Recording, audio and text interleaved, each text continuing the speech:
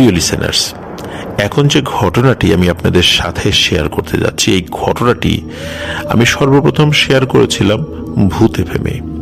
ঘটনাটি আমাকে দিয়েছিল রাজবাড়ী জেলার ভৌতিস টিমের সদস্য সজীব। আর সজীব এটি সংগ্রহ করেছিল আবু বকর নামে এক ভাইয়ের কাছ থেকে, যার বাড়ি কুষ্টিয়াতে। আর ঘটনাটি ঘটেছিল এই আবু বকর ভাইয়ের দাদির সাথে। ঘটনাটির সময়কাল 1965 সালের দিকে। তখন তার বয়স ছিল 15 থেকে 17 বছরের মধ্যবর্তী একটি সময়, আনুমানিক আর কি। যে রাত্রে ঘটনাটির সূত্রপাত হয়, ওই রাত্রে ওনার বাবা বাড়িতে ছিলেন না। ওই রাত্রে উনি ওনার মায়ের সাথে ঘুমিয়েছিলেন। তো উনি রাত্রেবেলা স্বাভাবিকভাবেই খাওয়া দাওয়া করে ঘুমিয়েছেন। ওনাদের ঘরটার উপরে টালি ছিল। এখন তো টালি দেয়া ঘর আসলে খুব একটা দেখা যায় না বললেই চলে। আগেকার দিনে ঘরে টালি দেয়া হতো, আর টালি দেয়া ঘরে সূর্যের তাপ আসলে অতটা প্রবেশ করে না, যার কারণে ঘরের মধ্যে ঠান্ডা থাকে। তো অনেকে টালি দিয়ে ঘর বানাতো। তো ওনাদের ঘরটাও টালির ছিল। উনি রাত্রেবেলা ঘুমিয়ে আছেন। রাত আনুমানিক 12টার পর। আসলে ওই সময় তো কারো কাছে ঘড়ি, গ্রামের মানুষের কাছে থাকাটা অনেক ব্যাপার ছিল আর কি, স্বাভাবিক ব্যাপার ছিল না। ধনী টাইপের লোক, মানে গ্রামের মধ্যে অবস্থাশালী, তারা হয়তো বা ঘড়ি টড়ি রাখতেন আর কি। আর তখনকার দিনে এরকম ব্যাটারি চালিত ছোট ছোট ডিজিটাল ঘড়ি তো পাওয়া যেত না। তখন ওই পেন্ডুলাম যুক্ত ঘড়িগুলো পাওয়া যেত, যেগুলো দামি ছিল। এই কারণে তারা ওই আনুমানিক সময় দেখতো বা সময় বলার চেষ্টা করতো দিনের বেলাতেও। তো সময়টা ঠিক নিশ্চিত নয়। তো আবু বকর ভাইয়ের দাদি ঘুমিয়ে আছেন। উনি স্বপ্নের মধ্যে একটা জিনিস দেখেন। স্বপ্নের মধ্যে দেখেন কি, উনি যেই বিছানায় শুয়ে আছেন সেখানেই শুয়ে আছেন, কিন্তু উনি দেখছেন যে ওনার ঘরের কোনো চাল নেই, মানে ছাদ নাই। আকাশ পরিষ্কার দেখা যাচ্ছে, আকাশের তারাগুলো দেখা যাচ্ছে, চাঁদ দেখা যাচ্ছে। তো ঘরের চাল নাই, সবকিছু দেখা যাচ্ছে। উনি শুয়ে শুয়ে দেখছেন। আসলে এটা কিন্তু খুব সব স্বপ্নের মধ্যে।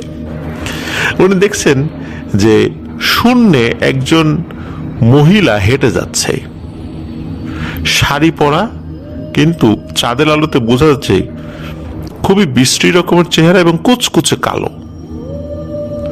তো আবু বকর ভাইয়ের দাদি আবার ওই স্বপ্নের মধ্যেই বলতেছে, হেরে কি কুৎসিত একজন মহিলা।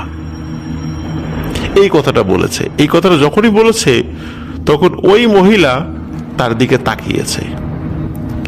তাকানোর পর সে আস্তে আস্তে ওই শূন্য থেকে হেঁটে, মানে সিঁড়ি দিয়ে যেভাবে নেমে আসে ঠিক ওইভাবে মনে হচ্ছে নেমে নেমে তাদের ঘরে এসে ওই বিছানার উপর তার বুকের উপর বসে 2 হাত দিয়ে তার গলা চেপে ধরেছে। প্রিয় লিসেনার্স, এটা কিন্তু পুরোটাই স্বপ্নের মধ্যে হচ্ছে, এটা কিন্তু বাস্তবে হচ্ছে না। এদিকে তার যখন গলা চেপে ধরেছে, তখন ওনার দম বন্ধ হয়ে আসছে। উনি না নিজেকে নাড়াতে পারছেন না। তো উনি তো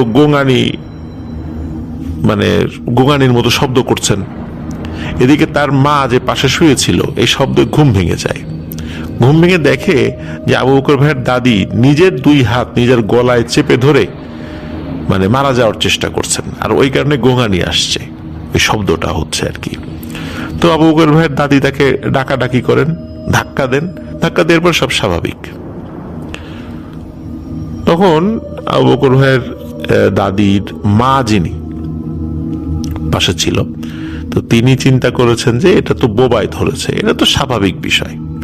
আর উনি আর একটা কারণে একটু চিৎকার চেঁচামেচিও করেছিলেন আবু বকর ভাইয়ের দাদি। সেটা হলো, উনি যখন ধাক্কাধাক্কি করছিলেন তখন ওই গোঙানির শব্দটা বন্ধ হচ্ছিল না, যার কারণে উনি চিৎকার করেছিলেন। আশেপাশের ওনাদের যে ঘর ছিল, মানে জয়েন্ট ফ্যামিলি আর কি, সেখান থেকে লোক চলে এসেছিলেন। তারপরে স্বাভাবিক হয়ে গেছে। তো সবাই বলে যে এটা তো বোবায় ধরা,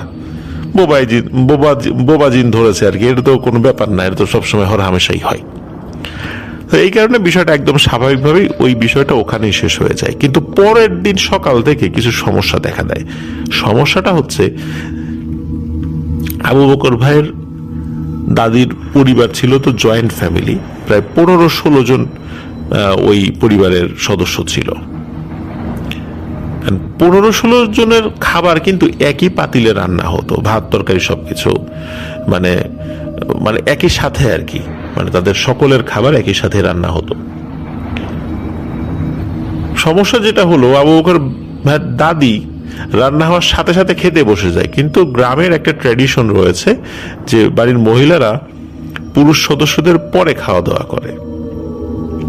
তো উনি সবার আগে ওই দিন খাবার খেতে বসে যান সকালবেলায়, এবং সকালে বসেই একাই পাতিলে সব ভাত খেয়ে ফেলছেন এবং কড়াইয়ের সব তরকারি খেয়ে ফেলছেন।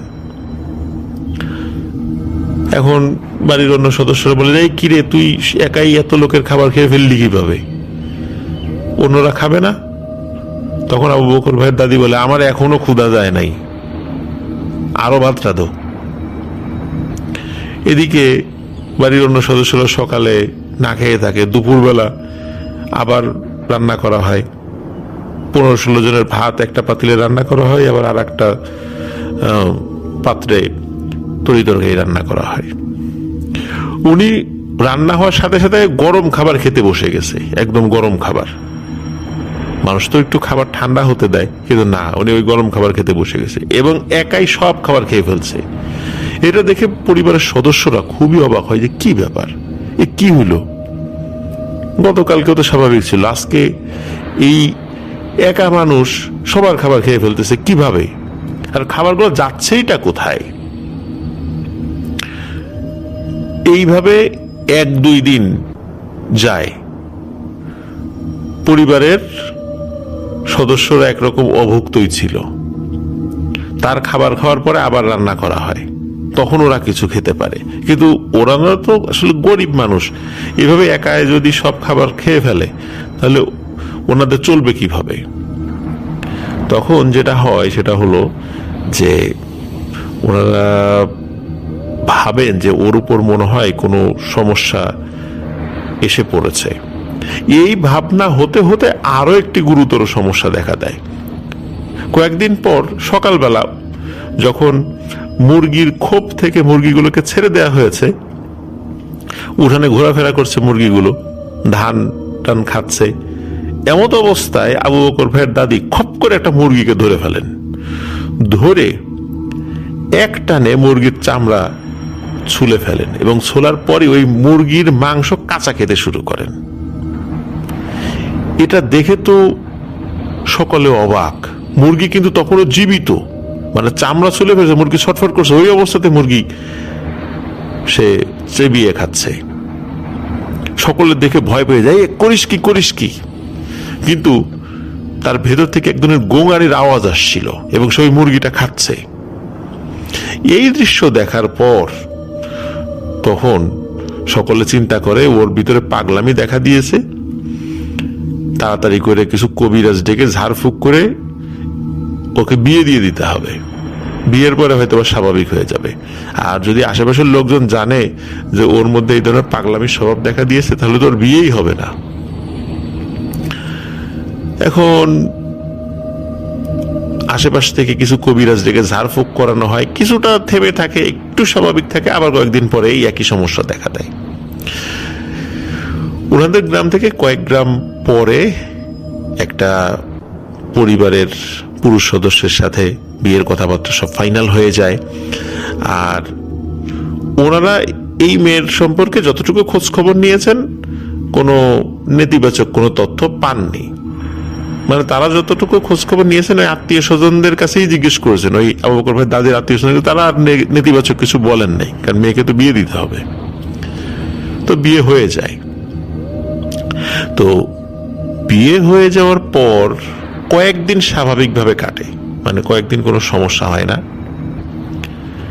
এক রাতে হঠাৎ করে এই আবু বকর ভাইয়ের দাদা, যিনি মানে দাদির হাজবেন্ড, তিনি দেখেন যে তার স্ত্রী বিছানায় নাই। এই কোথায় গেল, নিশ্চয়ই ওয়াশরুমে গিয়েছে, কিন্তু ওয়াশরুমের আশেপাশে গিয়েও তাকে কোনো মানে তার কোনো চিহ্নই পাওয়া যায় না। তো কোথায় গেল এত রাতের বেলা? সবাই খুঁজতে থাকে। তো ওনাদের গ্রামের একটি ভয়ানক জায়গা রয়েছে, সবাই ওই জায়গাটা ফেলুর বাঁশবাগান নামে চিনত। তো ফেলুর বাঁশবাগানের কাছে গিয়ে দেখা গেল যে ওই বাঁশবাগানের নিচে আবু বকর ভাইয়ের দাদি বসে আছে। তো তাকে ওখান থেকে নিয়ে আসা হয়। তো নিয়ে আসার পর জিজ্ঞেস করা হয় যে তুমি ওখানে কিভাবে গেলা? সে কিচ্ছু বলতে পারে না, বলে কই আমি কখন গেলাম, আমি তো ঘুমাইছিলাম, আমি ওখানে কিভাবে গেলাম? তো মানে তার কোনো সেন্সই নাই যে সে আসলে কি করেছে। এরপরে কি হলো, এর কয়েকদিন পরে আবার একই সমস্যা, এবং তাকে এক রাতে পাওয়া গেল নদীর ধারে। ওই নদীর ধারের কাছে একটা শ্মশান ছিল, ওইখানে, সেখান থেকে তাকে নিয়ে আসা হয়।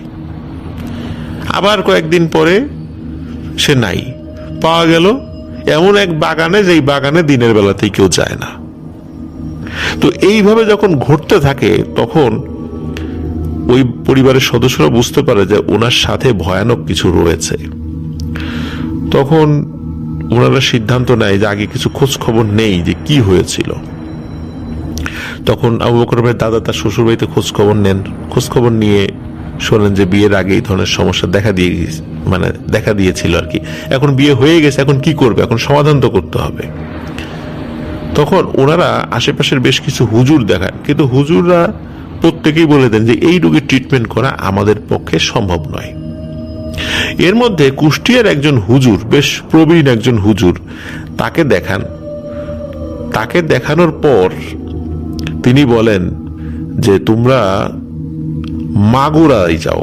ওই মাগুরার যে বাস স্ট্যান্ড রয়েছে সেখান থেকে 5 কিলোমিটার পূর্বে একটা কবরস্থান রয়েছে। ওই কবরস্থানের কাছে একটা মসজিদ রয়েছে। ওই মসজিদের যে ইমাম সাহেব রয়েছে, এই সমস্যার সমাধান আল্লাহ যদি চান তাহলে ওর হাত দ্বারা হতে পারে, এছাড়া এটা সম্ভব নয়। সত্যি তারা মাগুরাতে যান, সেই ইমাম সাহেবের কাছে যান, কিন্তু ইমাম সাহেবকে দেখে তারা তো রীতিমতো অবাক এবং খুবই গুরুত্বহীনতার সাথে বিষয়টাকে দেখে। কারণ হলো ইমাম সাহেবের বয়স সর্বোচ্চ 20 বছর, খুবই সুদর্শন একটা বাচ্চা ছেলে। এখন ওনারা চিন্তা করছে কত রথী মহারথীরা এই সমস্যার সমাধান করতে পারলো না, এক মুরব্বীর কাছে গেলাম, কত প্রবীণ বয়স, আর উনি কিনা পাঠালেন এইরকম একটা বাচ্চা ছেলের কাছে, এই সমাধান করতে পারবে? তারপরেও তাকে বলেন এবং সে বলে দেন যে না, এই রোগীর সমস্যা আমি সমাধান করতে পারবো না, আপনারা চলে যান। তো তারাও চলে আসেন। তারা আসলে জোরাজুরিও করেন নাই, তাদের কোনো আগ্রহই ছিল না তাকে, তার চেহারা দেখে অন্তত, যে এর দ্বারা এই কঠিন সমস্যার সমাধান হবে না। তারা আবার পূর্বের ইমাম সাহেবের কাছে আসেন, যে হুজুর, যে প্রবীণ হুজুর যিনি বলেছিলেন এই তার কাছে মাগুরাতে যাওয়ার জন্য আর কি। বলেন যে কি হুজুর, কার কাছে পাঠালেন? এটা বাচ্চা ছেলে। তা আমাদের তো দেখে কোনো ভক্তি হইল না, আর সেও এই রোগীর ট্রিটমেন্ট করতে রাজি হলো না। তখন ওই হুজুর মুস্কি হেসে দিয়ে বলতেছেন যে আপনাদের সমস্যার সমাধান যদি আল্লাহ কারো হাত দ্বারা করান তাহলে ইনশাল্লাহ ওর হাত দিয়েই হবে, আর ও হচ্ছে আমারই ছাত্র। আপনারা ওর কাছে আবারও যান এবং আমার কথা বলেন যে আমি পাঠিয়েছি। প্রিয় লিসেনার্স, আপনারা একটু চিন্তা করুন যে একজন প্রবীণ হুজুর তিনি তার ছাত্রের কাছে এই সমস্যার সমাধানের জন্য পাঠিয়েছেন, তাহলে আল্লাহ তাআলা ওই ছাত্রের মধ্যে কি পরিমাণ এলেম এবং বুজুর্গি দান করেছিলেন। তারা আবার তার কাছে যান, যাওয়ার পরে ওই হুজুরের পরিচয় দেন যে উনি আমাদেরকে আপনার কাছে পাঠিয়েছেন।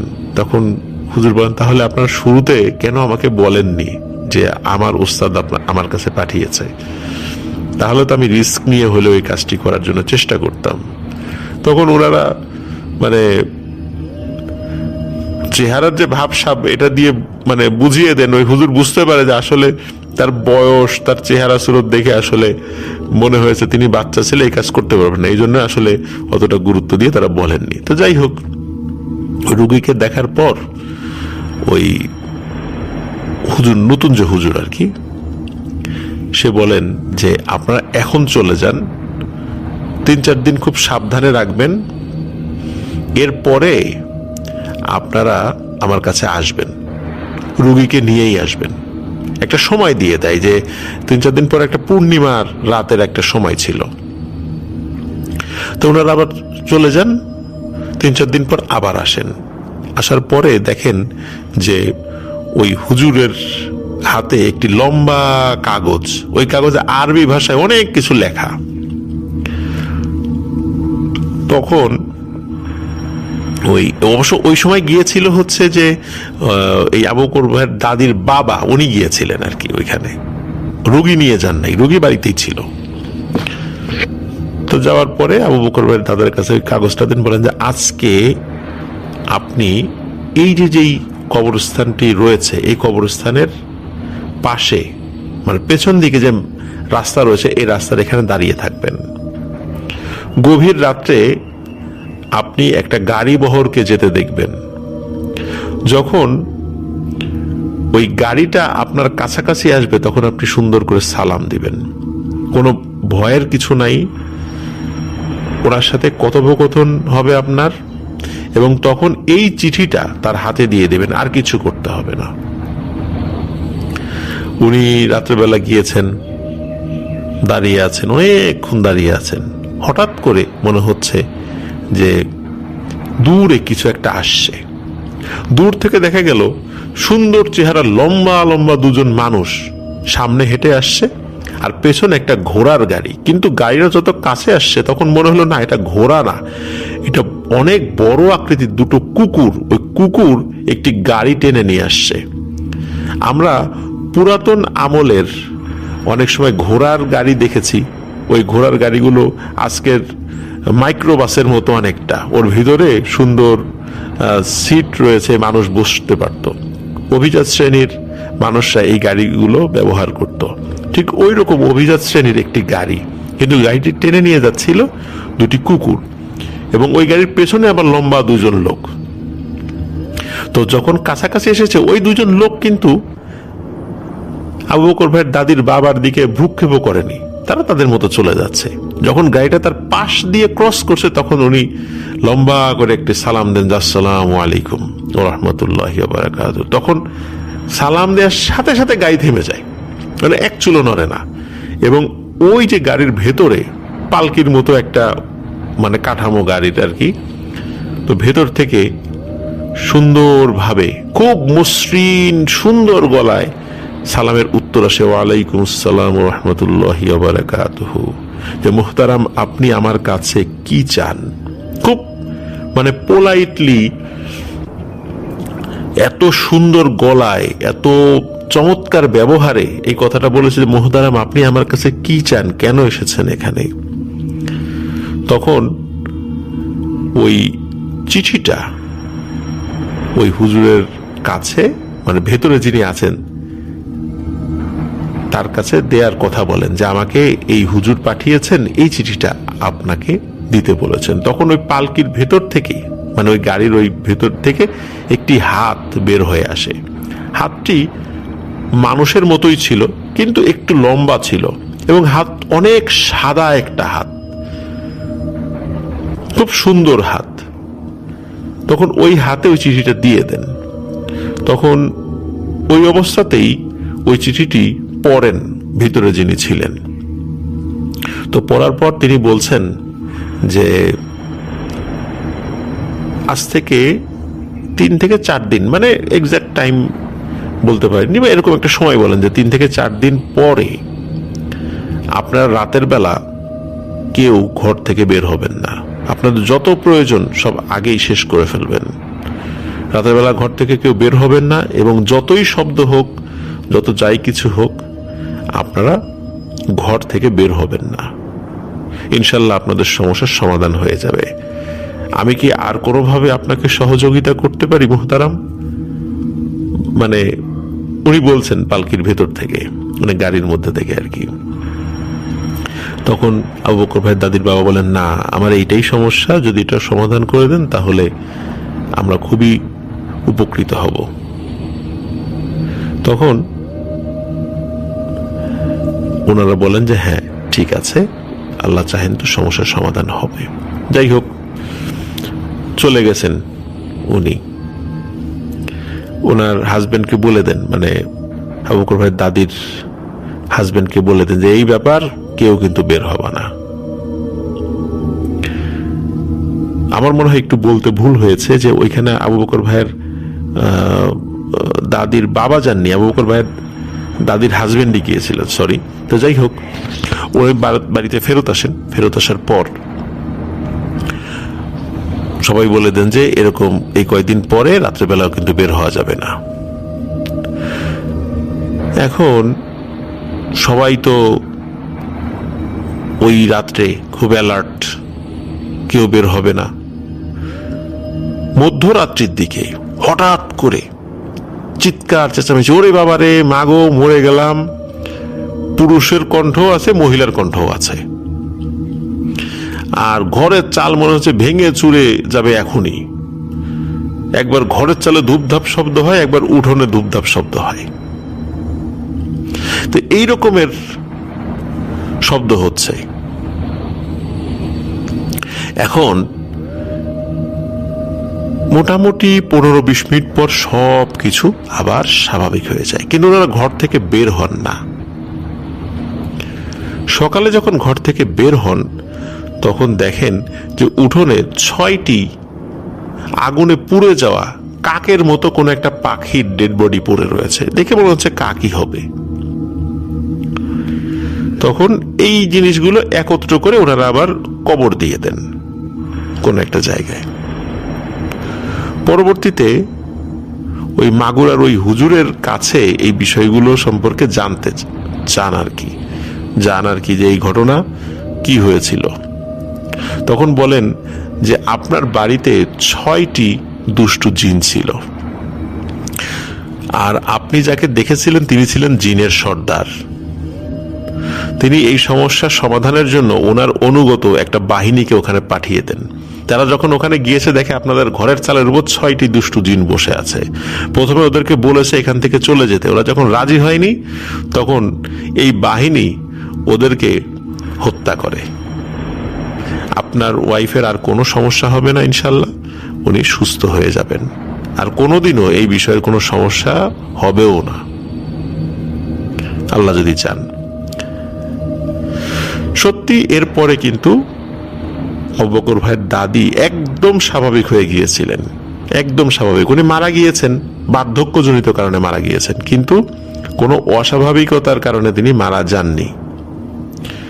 এই যে উনি মাঝে মাঝে হঠাৎ করে গায়েব হয়ে যেতেন শ্বশুর বাড়িতে যাওয়ার পরে, এমনও হয়েছে যে হঠাৎ করে গায়েব হয়ে গিয়েছেন, 2 দিন পর উঠোনে ধপাস করে শব্দ হয়েছে, গিয়ে দেখেন যে ওনার দাদি ওখানে পড়ে রয়েছে। হয়তো 2 দিন খোঁজ খবর নিতে নিতে তাদের অবস্থা খারাপ, কোথায় গিয়েছে কি হয়েছে কেউ বলতে পারে না। আবার উনি কোথায় ছিলেন সেটা উনি নিজেও বলতে পারেন না। এই ধরনের সমস্যা মানে যখন প্রকট আকার ধারণ করছিল তখনই এই সমস্যার সমাধানের জন্য ওনারা মানে খুব বেশি রকমের চেষ্টা করেন, এবং আলহামদুলিল্লাহ আল্লাহ সমস্যার সমাধানও করেছিলেন। প্রিয় লিসেনার্স, এই টাইপের বুজুর্গ লোক এখন আসলে পাওয়া অনেক কঠিন, যে বুজুর্গ লোকের কথা জিনের সর্দাররাও শুনবে। আমরা আমাদের চারদিকে এতটা পঙ্কিলতার মধ্যে আমরা নিজেদেরকে ডুবিয়ে রেখেছি। আমরা হয়তোবা নামাজ আদায় করছি, ইসলামের যে মৌলিক যে কাজগুলো সেগুলো আদায় করার চেষ্টা করছি, কিন্তু আমরা অনেক বিষয় থেকে আমরা বের হয়ে আসতে পারছি না। আমরা সুদ, ঘুষ, দুর্নীতি সহ হালাল উপার্জনের যে মাধ্যমগুলো, এই মাধ্যমগুলোকে মানে আমরা অ্যাভয়েড করে এমন সমস্ত উপার্জনের দিকে ঢুকে গিয়েছি যেগুলো আসলে সম্পূর্ণভাবে হালাল নয়। এবং এই কারণে আমরা যতই নামাজ পড়ি, যতই ইবাদত বন্দেগী করি, আমাদের সেই ধরনের মানে তাকওয়া এবং পরহেজগারিতা আমরা অর্জন করতে পারছি না, যার কারণে আমরা দোয়া করলেও দোয়া কবুল হয় না। তবে হ্যাঁ, আলহামদুলিল্লাহ এখনো অনেক মানুষ রয়েছেন যে যারা এইভাবে নিজেদেরকে চালানোর চেষ্টা করছেন, কিন্তু তারা কখনো আসলে সামনে আসে না বলতে কি, তারা নিজেদেরকে ওইভাবে প্রকাশ করতে চান না। তারা চান না যে তাদের এইভাবে চলা বা তাদের এই পরহেজগারিতার বিষয়গুলো মানুষ জানুক। মানুষ জানলে ভক্তি করবে, শ্রদ্ধা করবে, এতে তাদের মধ্যে রিয়া বা অহংকার চলে আসতে পারে। এই জন্য তারা এইভাবে নিজেদেরকে প্রকাশও করেন না। প্রিয় লিসেনার্স, আশা করছি এই ঘটনাটি আপনাদের ভালো লেগেছে। এই ঘটনাটি আপনারা অনেকেই শুনতে চেয়েছিলেন, যার কারণে এই ঘটনাটি আপনাদেরকে আবার পুনরায় রেকর্ড করে আমি বললাম। আমাদের এই চ্যানেলে যারা নতুন শুনছেন, যারা এখনো সাবস্ক্রাইব করেননি, তারা দ্রুত সাবস্ক্রাইব করে ফেলুন। আর ভিডিও ডিসক্রিপশনে আমাদের ফেসবুক পেজ এবং গ্রুপের লিঙ্ক দেওয়া রয়েছে। আপনারা ওয়ার্ল্ড পরিবারের সদস্য হয়ে যান এই লিঙ্কের মাধ্যমে। চলুন আমরা চলে যাই আমাদের পরবর্তী ও শেষ ঘটনায়।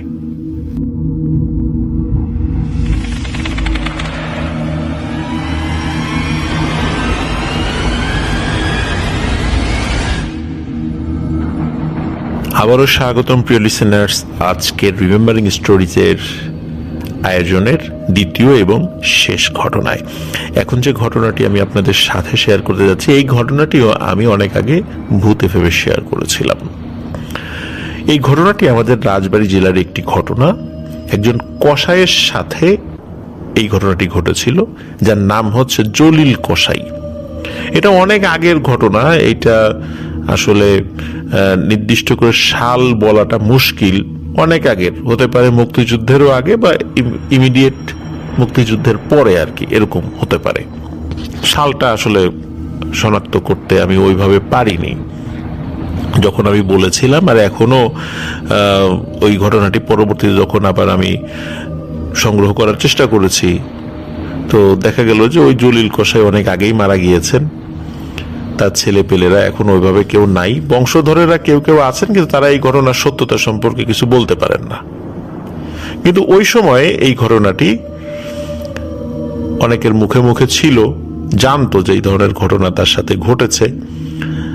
আর পরিবারের সদস্যরা দেখা যাচ্ছে যে এই বিষয়গুলো নাও জানতে পারেন, এমনও হতে পারে, তাই না? আর অনেক ব্যাপার হচ্ছে যে অনেকে বলেও না কিছু বিষয়ে, মানে কেউ না বলে, আবার আস্তে আস্তে সময়ের সাথে সাথে মানুষের মস্তিষ্ক থেকে সেটা বিস্মৃত হয়ে যায়, হারিয়ে যায়। যাই হোক প্রিয় লিসেনার্স, এই জলিল কসাই, ওনার বাড়ি ছিল রাজবাড়ী জেলার উড়াকান্দা নামক একটি জায়গায়। এই উড়াকান্দাতে ওনার বাড়ি ছিল। আর উনি যেহেতু কসাই ছিলেন, গ্রাম থেকে উনি ছাগল, গরু এই জিনিসগুলো সংগ্রহ করতেন এবং ওগুলো হাঁটিয়ে নিয়ে যেতেন রাজবাড়ির ওই মাংস বাজারে। সেখানে জবাই টবাই করে বিক্রি করতেন। এটা নিত্যদিনের কাজ ছিল আর কি।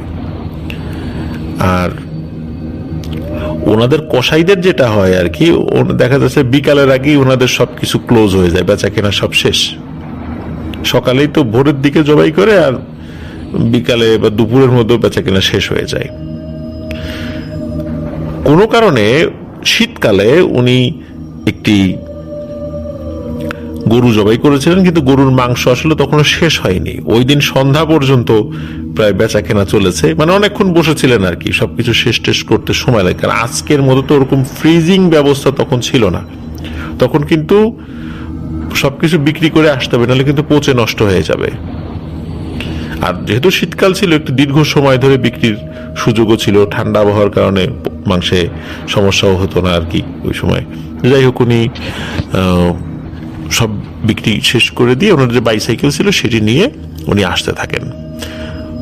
উনি যখন আসছিলেন তখন রাত যে খুব বেশি গভীর হয়েছে তা না, কিন্তু আগেকার দিনে তো রাত একটু বেশি হলে, বিশেষ করে সন্ধ্যার পরে চারদিকে শুনশান নীরবতা নেমে আসতো।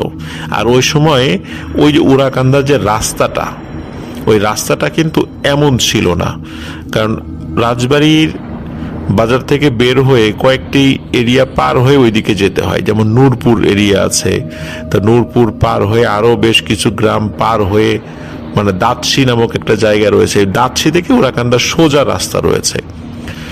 তো এখন অবশ্য বাঁধ হয়ে, এখন বাঁধ না, এটা এরশাদ সরকারের সময় পদ্মা নদীতে বাঁধ দেয়া হয়। তখন ওই বাঁধ ছিল না, এটা অনেক আগের ঘটনা।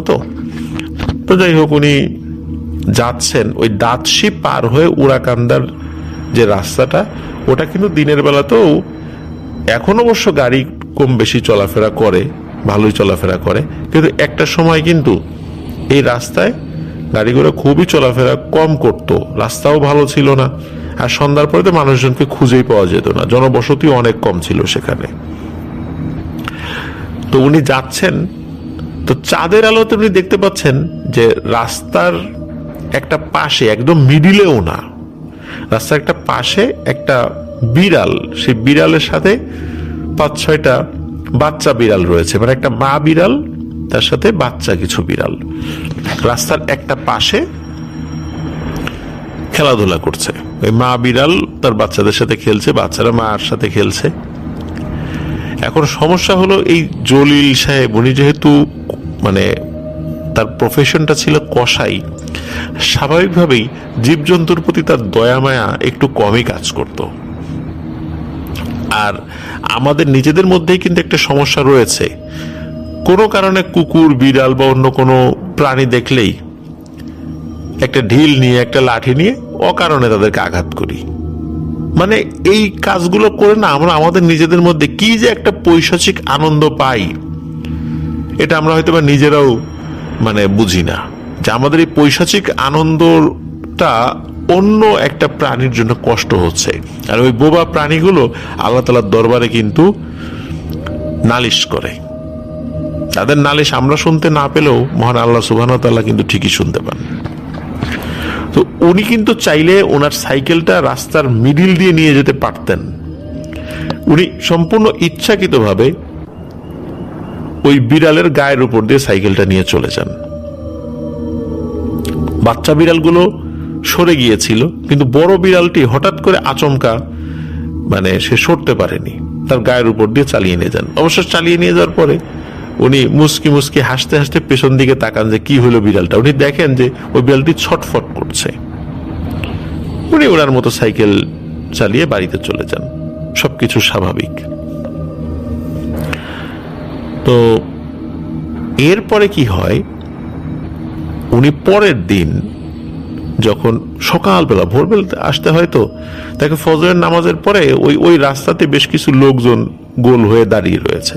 কি হয়েছে, তখন দেখে যে একটা বিড়াল মরে আছে, ওই যে রাতের বেলা যে বিড়ালটার উপর দিয়ে তিনি চালিয়ে নিয়ে গিয়েছিলেন, এবং ওই বিড়ালের চারদিকে ওই 5-6টি বাচ্চা বসে আছে। কেউ ওই বিড়ালটার গায়ে হাত দিতে দিচ্ছে না, মানে কেউ ওটা যে হাত দিবে ওই বাচ্চাগুলো দিতে দিচ্ছে না, বাচ্চাগুলো আক্রমণ করার চেষ্টা করছে। তো সে কি করে, এক নজর দেখে ওদিকে চলে গিয়েছে, কারণ হলো এই বিড়ালটার গায়ের উপর দিয়ে তো উনি সাইকেল নিয়ে গিয়েছেন। এখন যদি দাঁড়ান বলে যে আমি তো এই বিড়ালটাকে মারছি, তো লোকজন তো গালিগালাজ করবে, সে ওই এক নজর দেখে চলে যায়, আর কোনো কথা বলে না। ওদিকে যেটা হয় সেটা হলো, ওই লোকজন বিড়ালটাকে তো সরাতে পারছে না ওখান থেকে। তো একজন নামাজি, খুব ভালো একজন মানে মানুষ আর কি, তো তিনি আসেন, উনি বিষয়টা দেখে বলেন যে এই বিড়ালটাকে তো এইভাবে আসলে সরানো যাবে না, কারণ তোমরা তো বিড়ালটা নিয়ে ছুঁড়ে ফেলে দিবা জঙ্গলের মধ্যে, পচে যাবে, নষ্ট হয়ে যাবে। এরা মনে হয় বুঝতে পারছে, মানে বাচ্চাগুলো মনে হয় বুঝতে পারছে। তখন উনি ওই বাচ্চাদেরকে বলেন যে তোমাদের মাকে আমি নিয়ে যাচ্ছি, তোমরা আমার সাথে আসো, সুন্দরভাবে একে কবর দিব। যখন এই কথাগুলো বলে, মনে হলো ওই বাচ্চাগুলো তার কথা বুঝতে পারলো। তখন বাচ্চাগুলো সরে গেল, ওই লোকটি নিজে বিড়ালকে হাতে নিলেন, হেঁটে হেঁটে যাচ্ছেন, বিড়ালগুলোর সাথে সাথে যাচ্ছে, এবং ওই 5-6 জন লোকও সাথে সাথে যাচ্ছে। পরে একটি কোদাল এনে একটা জায়গায় সুন্দর করে ওই বিড়ালটাকে কবর দিয়ে দেয়া হয়। সকলের সামনে ওই বাচ্চাগুলো তাদের মায়ের কবরের উপরে খুব কান্নাকাটি করছিল, যে দৃশ্য দেখে যে কোনো পাষাণ হৃদয়ের মানুষেরও মন গলে যাবে। যাই হোক, স্থানীয় কেউ কেউ বলেছিল পরবর্তীতে নাকি ওই বিড়ালের কবরের কাছে ওই বাচ্চাগুলোকে কয়েকদিন দেখা গিয়েছিল, কান্নাকাটি করতো, আসতো, মিউ মিউ করতো, কিন্তু তারপরে আর দেখা যায়নি। ঘটনাটা শুরু মূলত এখান থেকেই। ওই যে জলিল কসাই, তার স্ত্রী কিন্তু 8 মাসের সন্তান সম্ভবা ছিলেন। তো উনি ফিল করছিলেন যে ওনার সন্তান কিন্তু পেটে আছে এবং জীবিত আছে, কোনো সমস্যা নেই। কিন্তু যখন মাসখানেক পরে ওনার স্বাভাবিকভাবে ডেলিভারির সময় আসলো, তখন তো এভাবে ডাক্তারের কাছে নিয়ে আসা তো হতো না। স্থানীয় ধাত্রী বা দায়ী যারা ছিল তারাই এই প্রসব সংক্রান্ত কাজগুলো করতেন। তো বাচ্চা ভূমিষ্ঠ হওয়ার পরে দেখা গেল যে ওই বাচ্চা মৃত। কিন্তু ভূমিষ্ঠ হওয়ার আগেও কিন্তু পেটের মধ্যে বাচ্চার নড়াচড়া ওনারা বুঝতে পেরেছিলেন, মাও টের পেয়েছিলেন। এবং ভূমিষ্ঠ হওয়ার পর মনে হলো এই বাচ্চার কোমর বা মেরুদণ্ড কেউ মুচড়ে ভেঙে দিয়েছে এবং এই কারণেই হয়তো বা মারা গিয়েছে। তারা খুবই অবাক হন যে একটু আগেই স্বাভাবিক ছিল, এখন মারা গেছে। এখন হতে পারে, এটা যে কোনো কারণে হতেই পারে। এরপরে প্রিয় লিসেনার্স, ওনার কিন্তু একটার পর একটা ওনার স্ত্রী গর্ভবতী হন এবং একই রকম ভাবে তিনি মৃত সন্তান প্রসব করেন। ডেলিভারির আগ মুহূর্ত পর্যন্ত টের পাওয়া যায় বাচ্চা জীবিত ছিল, কিন্তু তার পরবর্তীতে মৃত অবস্থায় দুনিয়াতে ভূমিষ্ঠ হয়েছে। তো এই সমস্যার সমাধান, যেটা সমস্যার সমাধান কি, কেন এটা হচ্ছে, এটা কিন্তু বুঝতে পারছে না। ওই যে জলিল সাহেব, সে কিন্তু স্বাভাবিকভাবে ব্যবসা বাণিজ্য করছেন, তার সাথে কোনো সমস্যা নাই, সে কোনো ভয়ের কিছু দেখেও না। হ্যাঁ, এইভাবে চলছে আর কি। এরপরে স্থানীয় কিছু মানুষদের পরামর্শে ভালো একজন হুজুরের কাছে তিনি যান। যাওয়ার পরে তিনি এই সমস্যার সমাধান করতে পারেন না। এই এতগুলো দিন যখন পার হয়ে যায়, কিছু বুঝতে পারছিলেন না। এরপরে জলিল সাহেবের সাথে কিছু সমস্যা শুরু হয়। উনি এক রাতে ওয়াশরুমে যাওয়ার জন্য বের হয়েছেন। আর গ্রামের ওয়াশরুমগুলো ঘরের বাইরে থাকে, এটা আমরা সবাই জানি। তখন তো থাকতো, এখনো থাকে। তো উনি হাতে একটি হারিকেন নিয়ে বাইরে বের হয়েছেন। তো বের হওয়ার পর উনি ওয়াশরুমে যখন কাছাকাছি এসেছেন, তখন ওই হারিকেনের আলোতে দেখতে পাচ্ছেন ওনার চতুর্দিকে জোড়া চোখ, অনেকগুলো জোড়া চোখ জ্বলছে। উনি ভালো করে খেয়াল করেন, অনেকগুলো বিড়াল ওনার চতুর্দিকে। উনি চিন্তা করেন কি ব্যাপার, এত বিড়াল এখানে কিভাবে আসলো। সরি। তো উনি চিন্তা করেন যে এই বিড়ালগুলোকে কি করা যায়। এখন তাড়ানো তো যায়, মানে এতগুলো কিভাবে তাড়াবে। তারপর উনি তাড়ান, কিন্তু দেখা গেল যে একটু আগে যে পরিমাণ বিড়াল ছিল তার থেকে মনে হচ্ছে আরো দ্বিগুণ সংখ্যক বিড়াল চলে আসছে, এসে চারদিকে চলে আসছে। উনি বিষয়টা স্বাভাবিকভাবে নেন না। উনি চিন্তা করেন যে তাড়াতাড়ি আমি ঘরে ফিরে যাই, ঘরে ফিরে বাড়ির লোকজনকে ডেকে তারপরে ওয়াশরুমে যাই আর কি, সাথে লোক থাকলে একটু সাহস হবে। তো উনি খেয়াল করছিলেন ওনার হারিকেনের আলোর মানে যতদূর পর্যন্ত যাচ্ছে এর মধ্যে ওই বিড়ালগুলো আসতে পারছে না। উনি এটাও বুঝতে পারছিলেন যে হারিকেনের তেল কিন্তু ফুরিয়ে আসছে। এই অবস্থায় উনি যদি ঝেড়ে দৌড় দেন তাহলে কিন্তু হারিকেনের বাতি মানে হারিকেনের আলোটা নিভে যেতে পারে, তখন একটা সমস্যা হতে পারে। উনি আস্তে আস্তে পা টিপে টিপে হাঁটছেন যাতে করে হারিকেনের আলো নিভে না যায়। একদম ঘরের বারান্দার কাছে এসে ঝেড়ে দৌড় দিয়ে ঘরের ভিতরে ঢুকে যান, হারিকেনটা হাত থেকে ফেলে দিয়ে। ঢুকে দরজা লাগিয়ে দেন এবং জানালার কাছে গিয়ে যখন দাঁড়ান তখন দেখেন উঠোনে হাজার হাজার বিড়াল এসে ভিড় করেছে এবং সবাই রাগী দৃষ্টিতে ওনাকে খুঁজছে। উনি জানালাও বন্ধ করে দেন, ওনার স্ত্রীকে ডেকে তোলেন, পরে দেখে যে বিড়াল টিড়াল আর কিছু নেই। এরপরে মূলত উনি বুঝতে পারেন যে কোন একটা ভয়ানক ঘটনা ওনার সাথে ঘটে চলছে এবং ওনার স্ত্রীর এইভাবে মৃত সন্তান প্রসব করার সাথে বিড়ালের কোন একটা সম্পর্ক রয়েছে। তখন উনি আরো একজন ভালো হুজুরের কাছে যখন যান, তখন সেই হুজুর বলেন যে এই সমস্যার সমাধান আর একজন ব্যক্তি আছেন, একজন মুহাদ্দিস সাহেব, তাকে দেখিয়ে দেন যে তুমি তার কাছে যাও, তিনি হয়তো এই বিষয়টা সমাধান করতে পারবেন।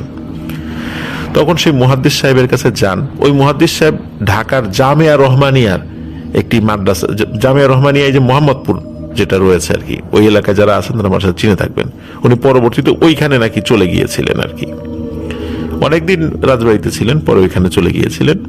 এরপরে উনি কোথায় গিয়েছেন শুনেছি যে উনি মারা গিয়েছেন আর কি, এটা আমি শুনেছি। যাই হোক, তো ওনার কাছে যখন যান তখন তিনি সবকিছু শোনার পর কয়েকদিন সময় নেন। কয়েকদিন সময় নেওয়ার পর তখন আবার ওই জলিল সাহেবকে খবর দেন। জলিল সাহেব আসলে হুজুর বলেন যে তুমি যে কাজটি করেছিলে ওই রাতের বেলা, খুবই একটা অন্যায় কাজ করেছিল। তুমি অকারণে ওই বিড়ালটিকে কষ্ট দিয়েছ, যার ফলে সে মারা গিয়েছে। ওই বিড়ালটি ছিল একটি জিন। এইভাবে রাতের বেলা অকারণে কোনো প্রাণীকে কষ্ট দিতে নেই, শুধু রাতের বেলা কেন, দিনের বেলাতেও না। তোমার এই অন্যায়ের কারণে তোমার সন্তান বাঁচতে পারছে না, ওরা এইভাবেই তোমার সন্তানকে হত্যা করবে, তোমার বংশকে নির্বংশ করে দেবে, তোমার পরে তোমার পরিবারে আর কোনো সন্তান সন্ততি থাকবে না, ছেলে হোক মেয়ে হোক। এটাই ওদের বক্তব্য। তখন জহির সাহেব খুব কান্নাকাটি করেন যে আমার অন্যায় হয়ে গেছে, আমি তো বুঝতে পারিনি, আমি এরকম কাজ আর কোনোদিন করবো না। তখন মুহাদ্দিস সাহেব বলেন যে ঠিক আছে, আমি জিনদেরকে বলবো তারা যেন এই কাজটি আর না করে তোমাকে ছেড়ে দেয়। তখন তিনি ওই জিনদেরকে অনুরোধ করেন। জিনগুলো বলে যে ঠিক আছে, সে যেহেতু বলছে যে সে আর কোনোদিন এই কাজ করবে না, আর আমরাও ওরকম খারাপ শ্রেণীর জিন নই, কিন্তু সে যে অন্যায় কাজটি করেছে এর শাস্তি তার প্রাপ্য ছিল। তখন হুজুর বলেন যে সে প্রাপ্য, তোমরা তাকে শাস্তি দাও, কিন্তু তার অনাগত সন্তান তারা তো কোনো অন্যায় করেনি, তাদেরকে কেন কষ্ট দিচ্ছ? তো এইভাবে জিনেরা রাজি হয়ে যায়, তাদেরকে বুঝাতে তিনি সক্ষম হন। আর এরপরে এই সমস্যার আর কোনো অগ্রগতি বলতে এই সমস্যা নিয়ে আর কিছু আগে বাড়েনি, বিষয়টা ওখানেই সলভ হয়ে যায়। এবং পরবর্তীতে ওই জলিল সাহেবের সন্তানাদি হয়েছিলেন, তাদের বংশধররা এখনো আছে বলে আমি শুনেছি। তো এটি ছিল ঘটনা। তো এই ঘটনার যে মোরালস যেটা প্রিয় লিসেনার, সেটি হচ্ছে যে এই যে অকারণে, আমি এরকম ঘটনা আরো বলেছি, অকারণে এইভাবে প্রাণীদেরকে কষ্ট দেয়া, এই বিষয়ে আপনাদের কি মনে হয়? এটা কি উচিত? আপনার কমেন্ট সেকশনে জানাবেন। এবং আমাদের মধ্যে কারো যদি এই স্বভাব থেকে থাকে, সবাই তওবা করবেন, এক্ষুনি এই সমস্যার সমাধান আমাদের মধ্যে ভিতর থেকে আমরা সলভ করে ফেলি, এবং এভাবে কোনো প্রাণীকে আমরা যেন অকারণে কষ্ট না দেই। প্রিয় লিসেনার্স, এই টাইপের একটি ঘটনা আমি সম্ভবত এফএম এ আগেও বলেছিলাম, যেটি ঘটেছিল ফরিদপুর জেলার বোয়ালমারী উপজেলার শিরগ্রাম কবরস্থানে। আমি এই ঘটনাটি ইনশাল্লাহ আমাদের রিমেম্বারিং স্টোরিজের পরবর্তী এপিসোডে এই ঘটনাটি বলবো। তবে এই ঘটনার সাথে অনেকটা সিমিলারিটিজ রয়েছে। তো প্রিয় লিসেনার্স, আপনাদের কাছে থাকা আরো যে ভয়ঙ্কর ঘটনাগুলো রয়েছে আমাদের আপনার দ্য হরর ওয়ার্ল্ড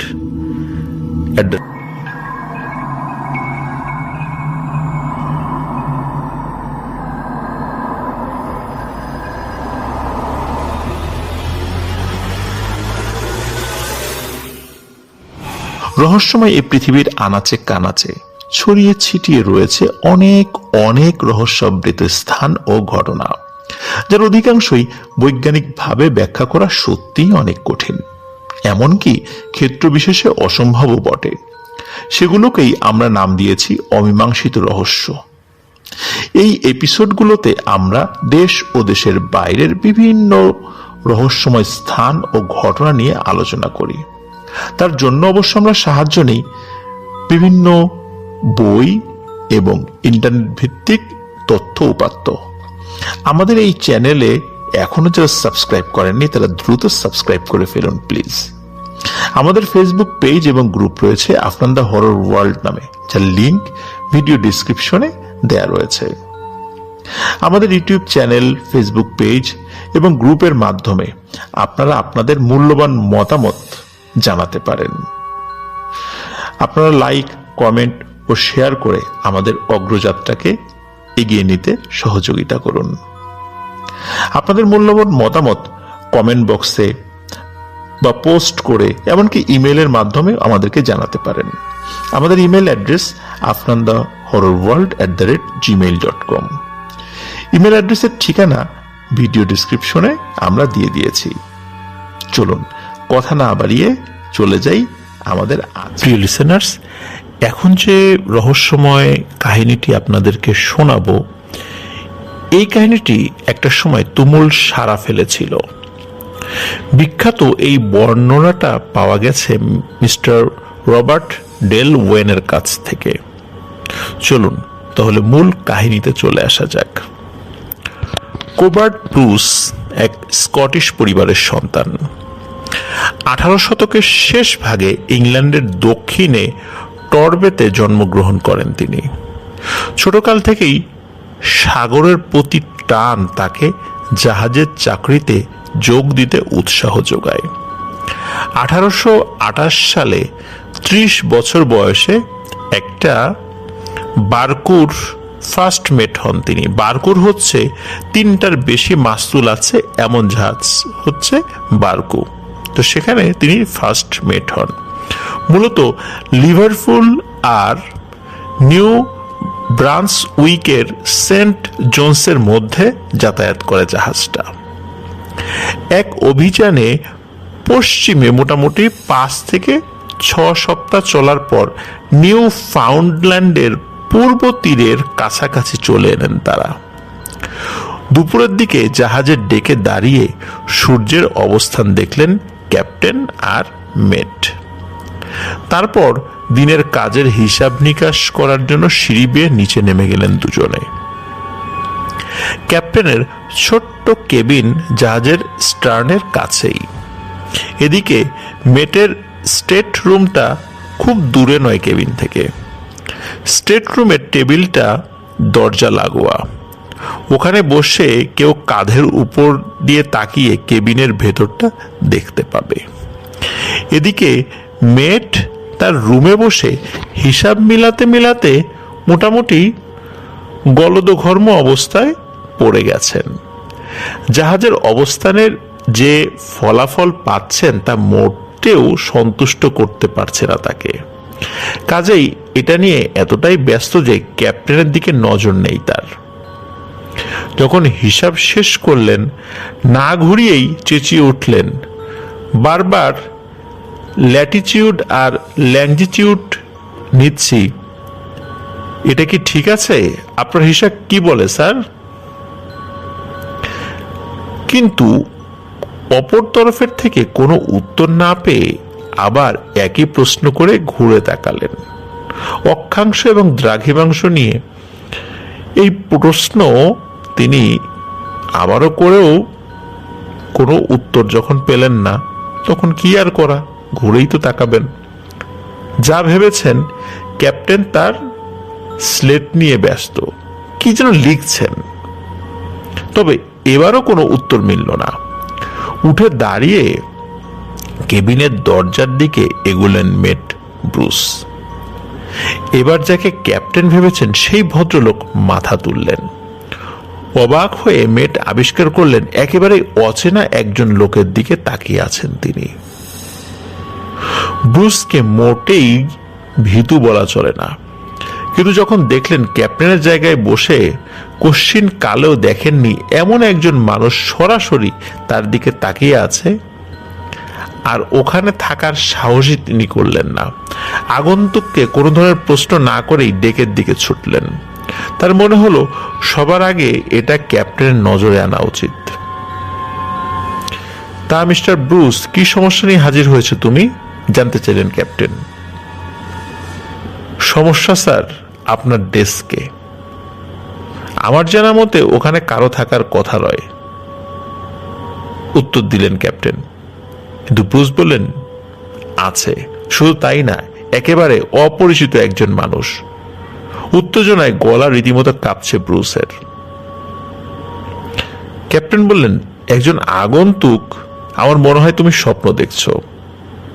সন্দেহ নেই স্টুয়ার্ট কিংবা সেকেন্ড মেটকে দেখেছো সেখানে, আর আমার নির্দেশ ছাড়া কেউই সেখানে যাওয়ার সাহস করবে না।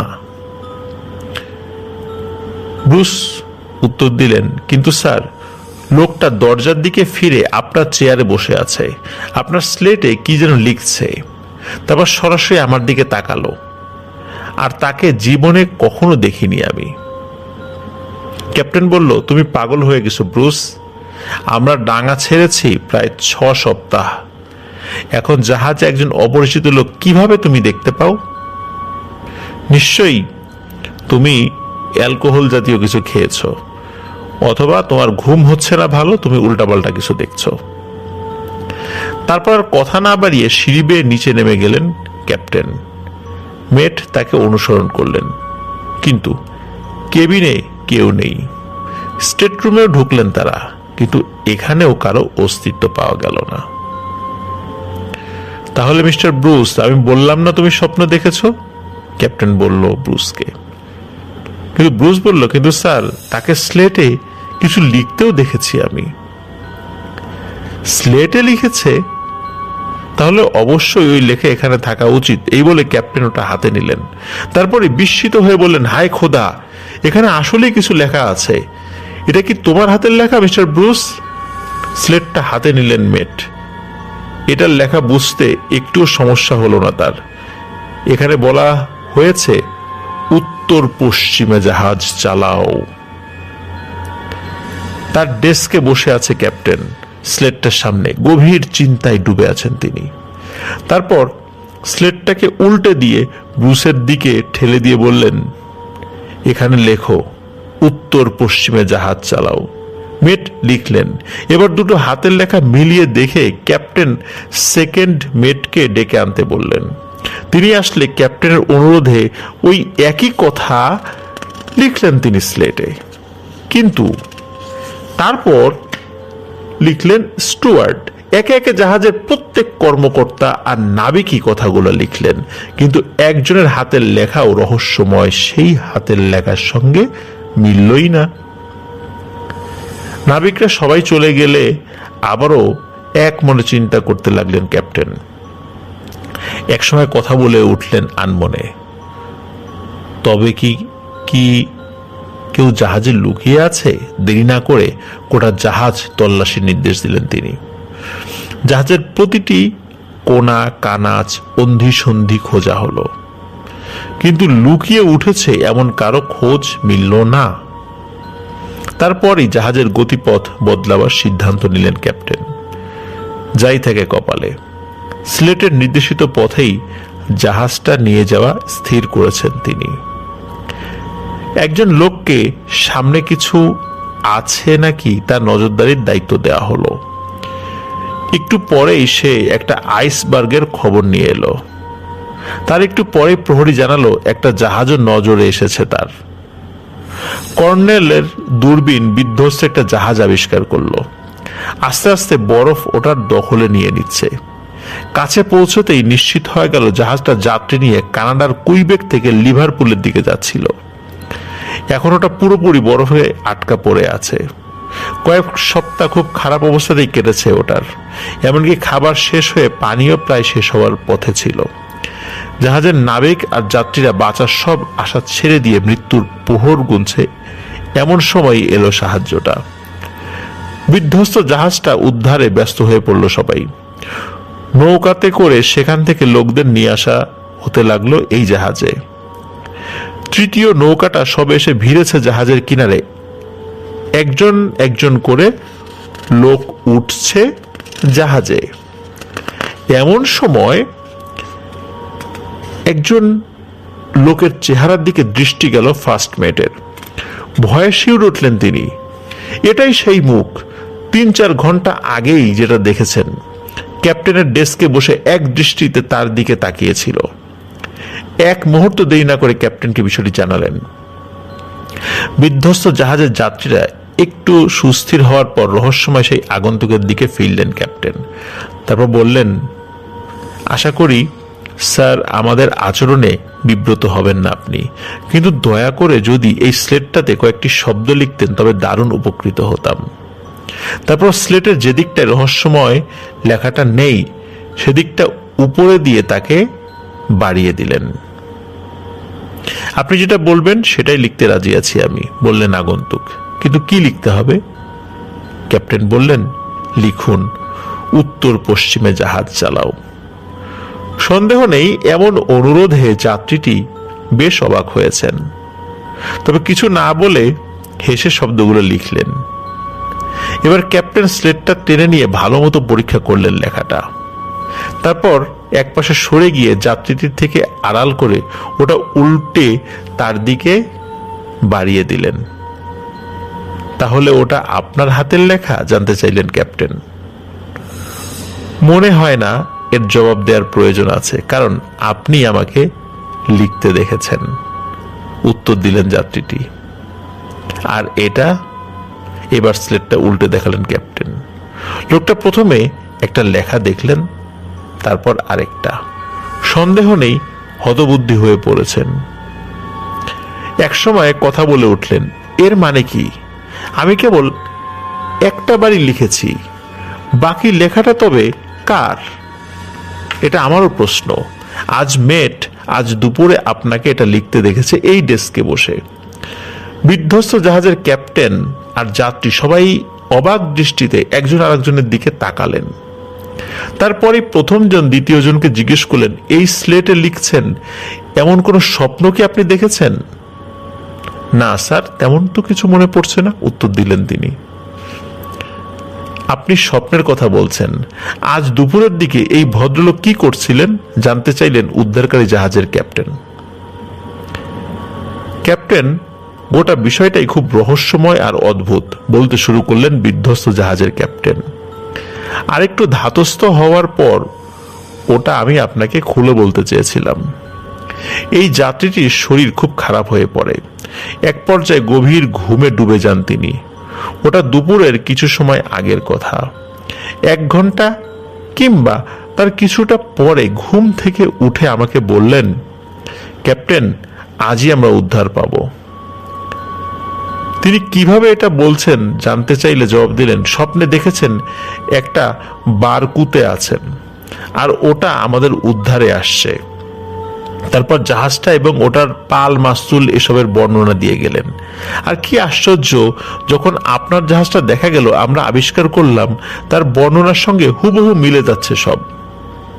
শুরুতে তার কথার উপর খুব একটা আস্থা ছিল না আমাদের, তারপরও আশা করেছি এর মধ্যে কিছু একটা আছে। জানেনই তো, ডুবন্ত মানুষ খড়কুটো পেলেও আঁকড়ে ধরতে চায়। তবে সত্যি যখন তার কথা হুবহু ফলে গেল তখন আর সন্দেহ রইল না যে অদৃশ্য কোনো শক্তির খেয়ালেই এটা হয়েছে। কোনো সন্দেহ নেই, বললেন বারকুর ক্যাপ্টেন। স্লেটের এই লেখাই আপনাদের জীবন বাঁচিয়েছে। দক্ষিণ পশ্চিমে চলছিল জাহাজ। এই লেখা দেখেই জাহাজের গতি পথ বদলে উত্তর পশ্চিমে চলার নির্দেশ দিই আমি। আর সামনে কি আছে দেখার জন্য একজন প্রহরী দাঁড় করিয়ে দেই। তারপর যাত্রীদের দিকে ফিরে জিজ্ঞেস করলেন, কিন্তু স্লেটে কিছু লেখার স্বপ্ন দেখেননি আপনি? না স্যার, কিভাবে এটা হলো সে সম্পর্কে কিছুই বলতে পারবো না আমি। আমার কেবল মনে হয়েছে স্বপ্নে যে জাহাজটা দেখেছি সেটা আমাদের উদ্ধার করতে আসবে, কিন্তু এটা কেন মনে হয়েছে এ সম্পর্কে কোনো ধারণা নেই। আর একটা আশ্চর্য বিষয় হলো এখানে সবকিছু যেমন পরিচিত ঠেকছে আমার, কিন্তু এতে সন্দেহ নেই আগে কখনো আপনার জাহাজে আমি উঠিনি। পুরো বিষয়টাই বিস্ময়কর। কিন্তু আপনার মেট কি দেখেছে?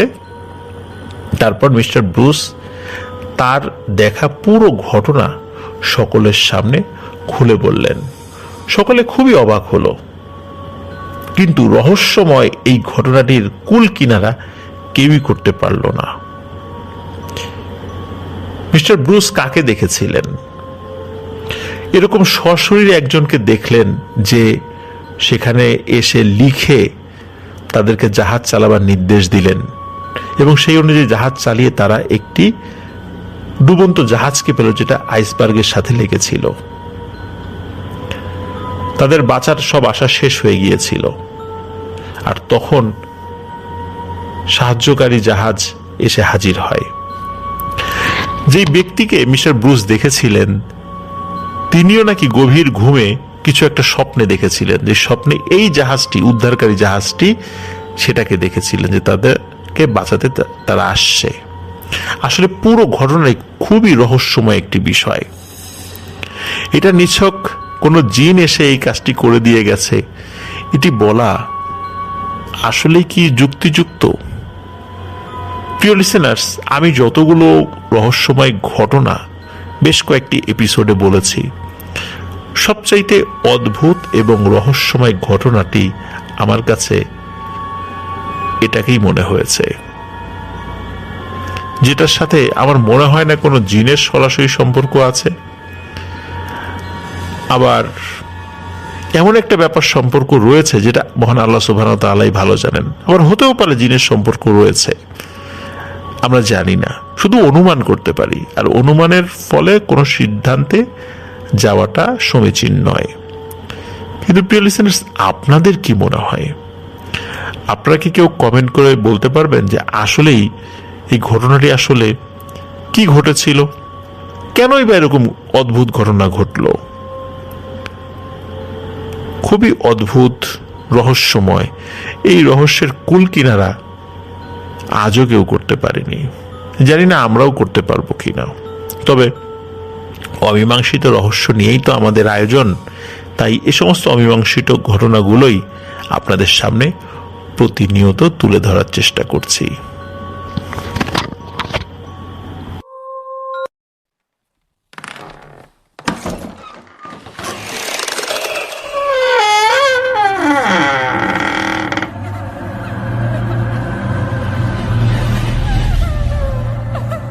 প্রিয় লিসেনার্স, রহস্যময় নতুন আরেকটি ঘটনায় সকলকে স্বাগত জানাচ্ছি। এবারের অভিজ্ঞতাটি লিমেরিকের আর্চ ডিকন রেভারেন্ড A.J. হেইডেনের। ঠিক যেভাবে লেখা হয়েছে সেভাবেই আপনাদেরকে শোনানোর চেষ্টা করব ইনশাল্লাহ। 1879 সালের দিকে অ্যাডারির একটা চমৎকার গ্রামে বাস করতেন এক ডিস্ট্রিক্ট ইন্সপেক্টর। আমার বাসার থেকে তারা যেখানে থাকতেন তার দূরত্ব 8 থেকে 9 মাইল হবে। ভদ্রলোকের সঙ্গে দারুণ একটা অন্তরঙ্গ সম্পর্ক গড়ে ওঠে আমার। যখনকার কথা বলছি তখন তার স্ত্রী তৃতীয় সন্তান জন্ম দেওয়ার অপেক্ষা করছেন। ছোটখাটো হ্যাংলা পাতলা একজন ভদ্র মহিলা তিনি। আসন্ন ঘটনাটা নিয়ে মানসিকভাবেও খুব দুশ্চিন্তায় ভুগছেন। স্বামী স্ত্রী দুজনেই আমার বাড়িতে প্রচুর সময় কাটিয়েছেন, এমনকি এর প্রতিটি কামরা অন্ধিসন্ধিও তাদের খুব ভালো চেনা। 1879 সালের 17 অক্টোবর বুধবার বন্ধুর কাছ থেকে একটা চিঠি পেলাম। চিঠিটা পড়ে উৎফুল্ল হয়ে উঠলাম। কোনো ধরনের ঝামেলা ছাড়াই গতকাল আবার বাবা হয়েছেন তিনি, আর সবকিছু ঠিকঠাক ভাবেই এগুচ্ছে। কয়েকটা দিন কেটে গেল। পরের বুধবার রাত 10টার দিকে বিছানায় গেলাম। আমার স্ত্রী, বাচ্চা আর ভৃত্য দুজন উপরতলায় ঘুমিয়ে পড়েছে। একতলায় স্টাডিতে ছোট্ট একটা বিছানা রয়েছে। কখনো কখনো এখানেই ঘুমাই। অন্ধকারের চাদরে মুড়ি দিয়েছে গোটা বাড়ি। রাতের নীরবতায় ছেদ টানছে কেবল হলরুমের ঘড়িটার টিক টিক শব্দ। ঘুম আসবে আসবে করছে, এমন সময় হালকা দ্রুত একটা পায়ের আওয়াজ পেলাম আমি। মনে হলো পলকা দেহের কোনো এক নারী হল ঘরের দরজা পেরিয়ে ঘরের ভেতর দিয়ে আসছে। তারপর মনে হলো যেন একটু দ্বিধা করলো, আবার স্টাডির দিকে আসা বারান্দা ধরে হেঁটে দরজার সামনে এসে থামলো। পাতলা চঞ্চল। একটা হাত দরজার হাতল হাতড়াবার আওয়াজ পেলাম। ইতোমধ্যে আমি প্রায় নিশ্চিত হয়ে গেছি আমার স্ত্রী নিচে নেমে এসেছে। সম্ভবত হঠাৎ কোনো দরকার পড়েছে। বিছানায় উঠে বসে নাম ধরে ডেকে জানতে চাইলাম কি হয়েছে, কিন্তু অপর তরফ থেকে কোনো সাড়া পেলাম না, বরং মৃদু শব্দটা থেমে গেল। কৌতূহলী হয়ে ম্যাচ ধরিয়ে একটা মোম জ্বালালাম, কিন্তু মোম হাতে দরজা খুলে কাউকে পেলাম না। সিঁড়ি বেয়ে উপরে উঠে দেখলাম দরজাগুলো সব লাগানো, অথই ঘুমে তলিয়ে আছে সবাই। বিস্মিত হয়ে স্টাডিতে ফিরে এলাম। দৌড় টেনে মোমটা জেলে রেখেই আবার বিছানায় গেলাম, আর প্রায় সঙ্গে সঙ্গে টের পেলাম তার উপস্থিতি। আগের ঘটনাটারই পুনরাবৃত্তি ঘটল যেন, তবে এবার দরজার হাতল চেপে ধরেছে অদৃশ্য হাতটা। অর্ধেক ঘোরালো, তারপর থেমে গেল। বিছানা থেকে নেমে আগের মতোই খোঁজাখুঁজি করলাম, কিন্তু একটা জনপ্রাণীর দেখাও পেলাম না। ঘড়িতে 11টা বাজলো, তারপর সব কিছু থেমে গেল। শুক্রবার একটা চিঠি পেলাম। এটা পড়ে জানতে পারলাম আমার বন্ধু পত্নীটি বুধবার রাতে মারা গিয়েছেন। দেরি না করে এডারিতে হাজির হলাম। প্রিয় বন্ধুকে সান্ত্বনা দিলাম, তার সঙ্গে অনেকক্ষণ কথা বললাম। তবে আলাপচারিতার একটা অংশ আমি আপনাদের সামনে তুলে ধরব। তিনি জানালেন বুধবার সকাল থেকে তার স্ত্রীর অবস্থা দ্রুত অবনতি হতে থাকে।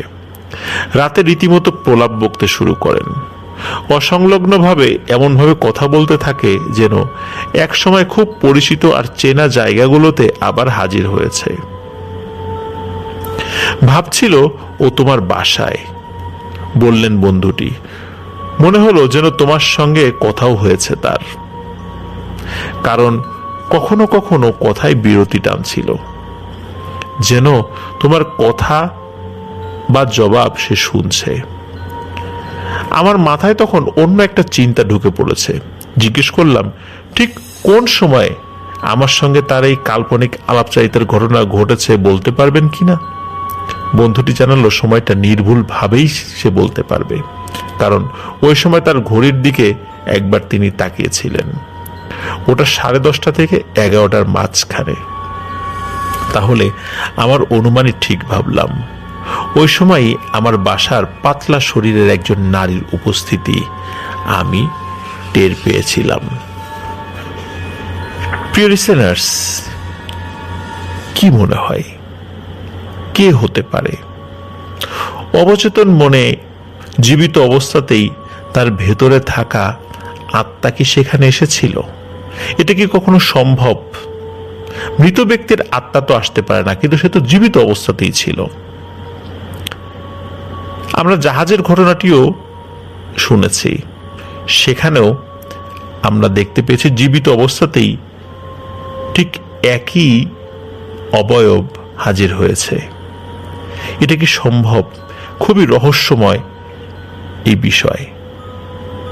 এর ব্যাখ্যা হয়তো আছে, কিন্তু সেটি এখনো অমীমাংসিত রহস্যই রয়ে গেছে।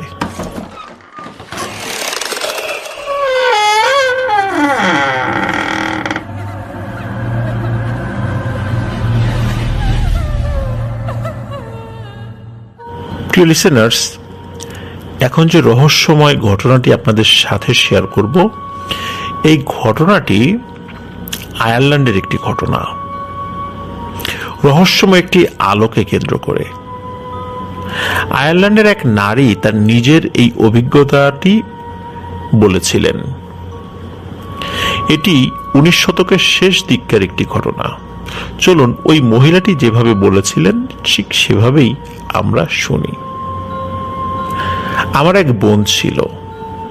আমার বাসা থেকে বেশ দূরে তার বাসা। তার শরীর কখনোই খুব একটা ভালো থাকতো না। একবার বেশ কিছুদিন দেখা না হওয়ায় আমাকে যাওয়ার জন্য লিখলেন। আমিও সম্মতি জানিয়ে দিলাম। কোন দিন তার সাথে দেখা করতে যাব তাও স্থির করে ফেললাম। তখন ফেব্রুয়ারি মাস। যেদিন যাব তার আগের দিন সন্ধ্যায় ছোট্ট বসবার কামরাটায় আগুনের ধারে বসে আছি। ঘড়িতে দেখলাম 5টা বাজে। ফায়ারপ্লেসের আগুন ছাড়া কামরায় আর কোনো আলো নেই। ওটার পাশেই একটা আরামের জন্য চেয়ার রয়েছে।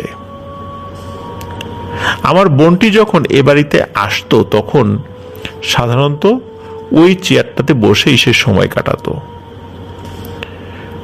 হঠাৎ করে ওই চেয়ারটার উপরে আলো জ্বলে উঠল এবং ওই চেয়ারটার আশেপাশে আলোকিত হয়ে গেল। আলোটা এত উজ্জ্বল যে মনে হলো যেন ওটার ঠিক নিচে একটা বাতি রেখে দিয়েছে কেউ, অথচ ওটা ছাড়া গোটা কামরাতেই আলো আধারির খেলা। অবাক হয়ে চেঁচিয়ে উঠলাম, এই কি হলো চেয়ারটার? ঠিক পর মুহূর্তেই আলোটা অদৃশ্য হলো। চেয়ারটা আবার আগের অবস্থায় ফিরে গেল। পরদিন সকালে জানতে পারলাম গত সন্ধ্যায় আমার বোন পৃথিবীর মায়া কাটিয়ে পরপারে চলে গেছেন, আর মারা গেছেন ঠিক ওই সময়ই যখন রহস্যময় আলোটা দেখা গিয়েছিল ওই চেয়ারটার উপরে। কি হতে পারে সেটি? কেনই বা তিনি মৃত্যুর পরপরই ওই সময়ই ওই চেয়ারের উপরে ওই আলো দেখা গিয়েছিল? কারণ ওই মহিলাটি যখন এই বাড়িতে আসতেন তখন ওই চেয়ারটাতে বসে তিনি আরাম করতেন। ওই বাড়িতে আসার পর ওই জায়গাটা তার জন্য খুবই প্রিয় ছিল। তাহলে কি এমন কিছু যে তার মৃত্যুর পর তার আত্মা ওখানে একবারের জন্য আসতে চেয়েছিল? এটি আয়ারল্যান্ডের মানুষরা বিশ্বাস করে, কিন্তু আমরা কিন্তু সেটা বিশ্বাস করি না প্রিয় লিসেনার্স। আমরা বিশ্বাস করি মানুষ মৃত্যুর পরপরই তার রূহ ইল্লিন বা সিজ্জিনে চলে যায়, যেটা বারজাখের জীবন, যেখান থেকে ফেরত আসা যায় না কখনোই। অনেকেই আমরা বিশ্বাস করি যে মানুষ মারা যাওয়ার পর 40 দিন নাকি তার আত্মা ঘুরে বেড়ায়। এটি কিন্তু সম্পূর্ণ ভিত্তিহীন একটি কথা, যেটি ধর্মীয় ভাবেও গ্রহণযোগ্য নয়। কারণ মানুষ মৃত্যুর পর তার আত্মা ইল্লিন বা সিজ্জিনে চলে যায়। নেককারদের আত্মা ইল্লিনে যাবে আর বদকারদের আত্মা সিজ্জিনে যাবে। আর এই জগৎটাকে বলা হয় বারজাখের জীবন, যেখান থেকে কখনোই আর ফেরত আসা যায় না।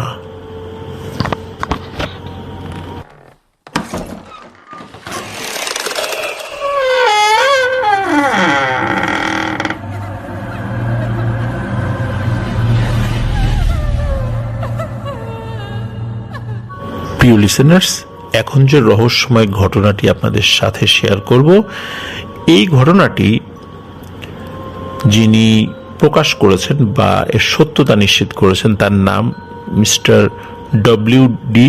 এডিসন, আর তিনি এটি পাঠান মিস্টার ডব্লিউ.টি. স্ট্রিটকে। এবং ডব্লিউ.টি. স্ট্রিট তিনি বর্ডারল্যান্ড নামক একটি পত্রিকায় এটি প্রকাশ করেছিলেন। 1884 সালের ফেব্রুয়ারিতে রাশিয়াতে মিস্টার এডিসনের বাসায় ঘটনাটি ঘটেছিল। মাত্র সপ্তাহ 5 আগে তাদের প্রথম সন্তানটি পৃথিবীতে এসেছে। তাই ড্রয়িং রুমে পাতা একটা বিছানায় আপাতত ঠাঁই হয়েছে এডিসনের। খুব একটা বড় না হলেও বাসাটা বেশ খোলামেলা আর আলো বাতাস ঢোকার বেশ ভালো সুযোগ রয়েছে।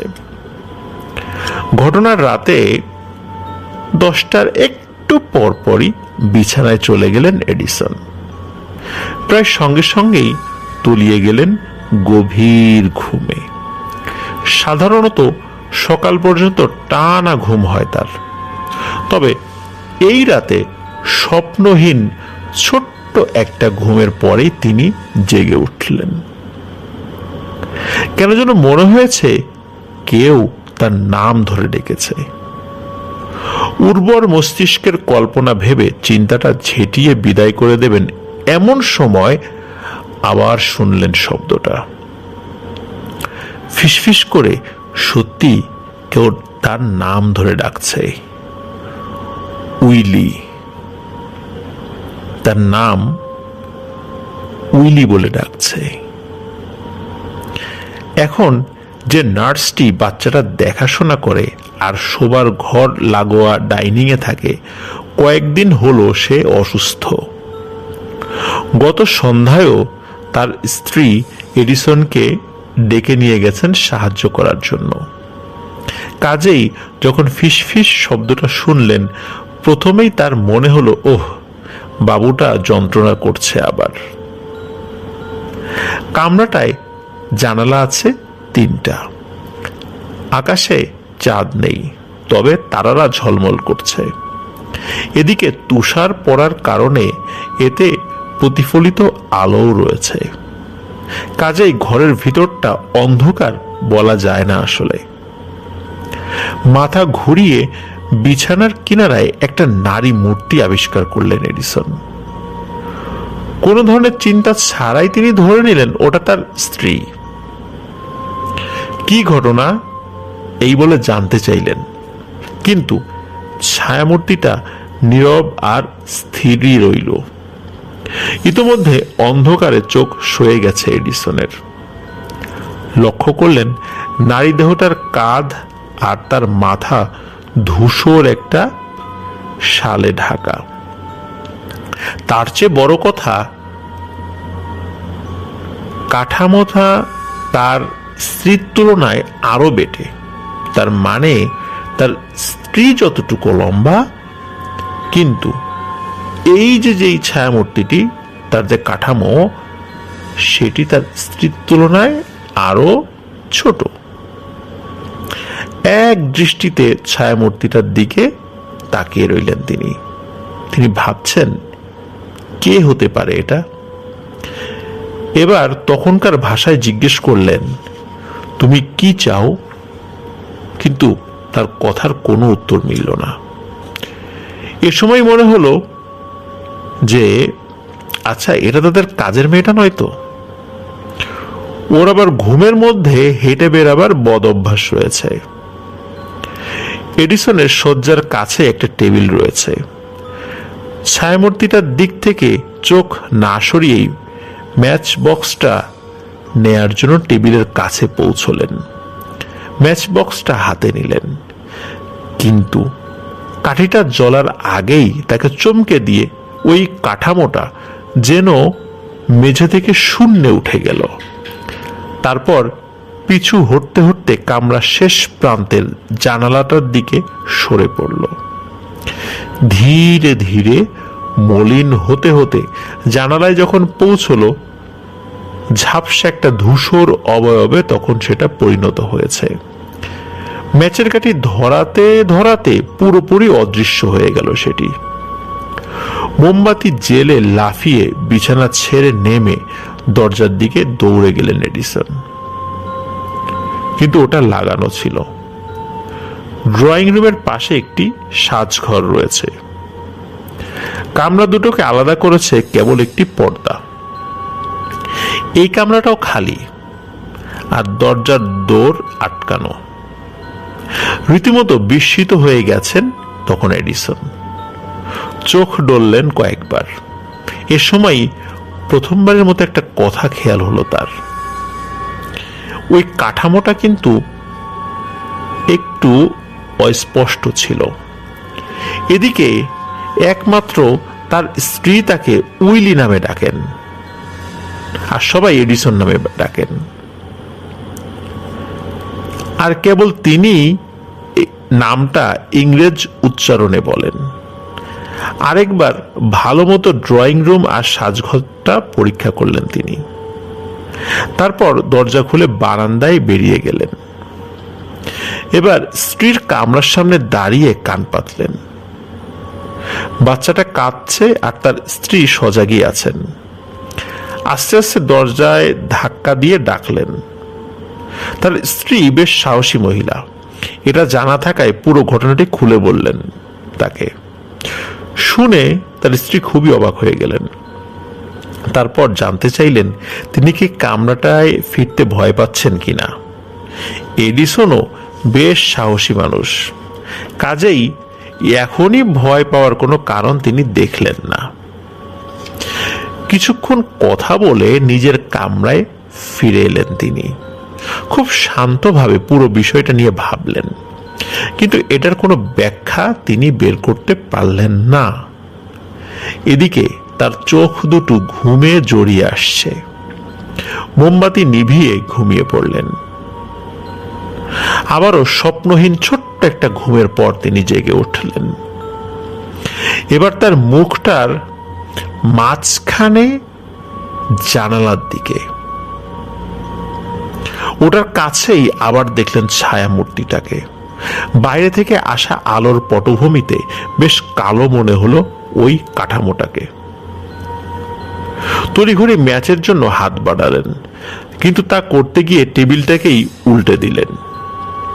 মোমবাতি, চাবি, ঘড়ি সহ আরো নানান জিনিসপত্র নিয়ে বিকট শব্দে মাটিতে পড়ল ওই টেবিলটি।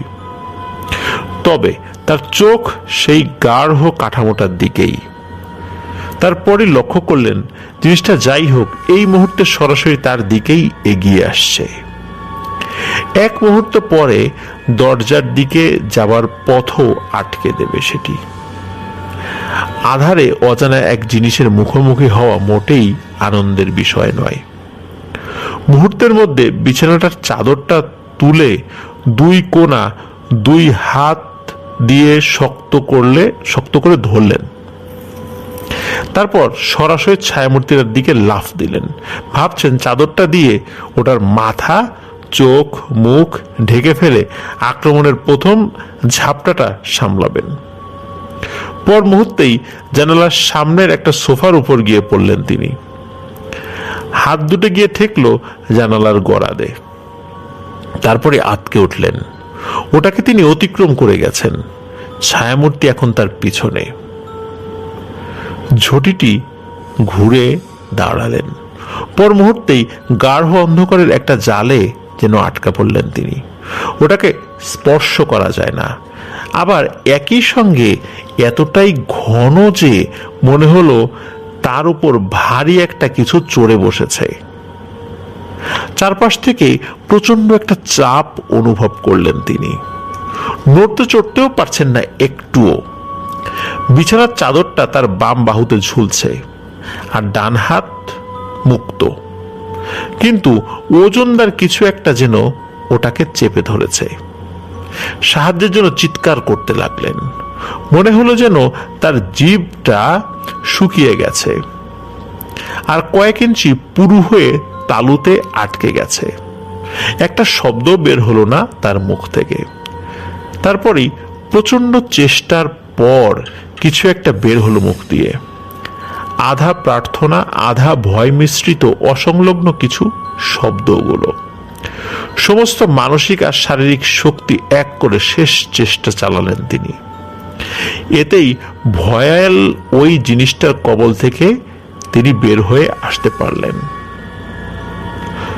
পরের কয়েক সেকেন্ডে দরজার নাগাল পেলেন। ওটা খুলে বের হয়ে আসতে পারলেন বারান্দায়। নিজের হৃৎপিণ্ড বাড়ি খাওয়ার ধপ ধপ শব্দ শুনতে পাচ্ছেন তিনি পরিষ্কারভাবে। তখন ভয়টা দূর হয়ে গেল মন থেকে। তবে মনে হলো যেন জীবন বাঁচাতে মাইলের পর মাইল তিনি দৌড়েছেন। আরেকটু সুযোগ পেলেই ওটা তাকে শেষ করে দিত।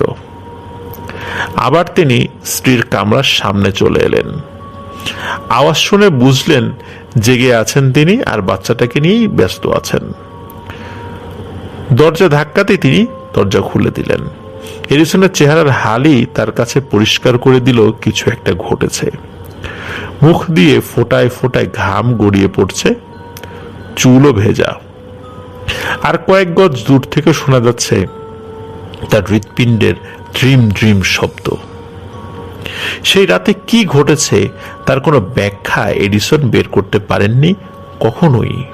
তবে ঘটনাটা যখন তাদের আগে এই বাড়িতে যারা ছিলেন তারা শুনলেন, তখন একটা ঘটনা বললেন।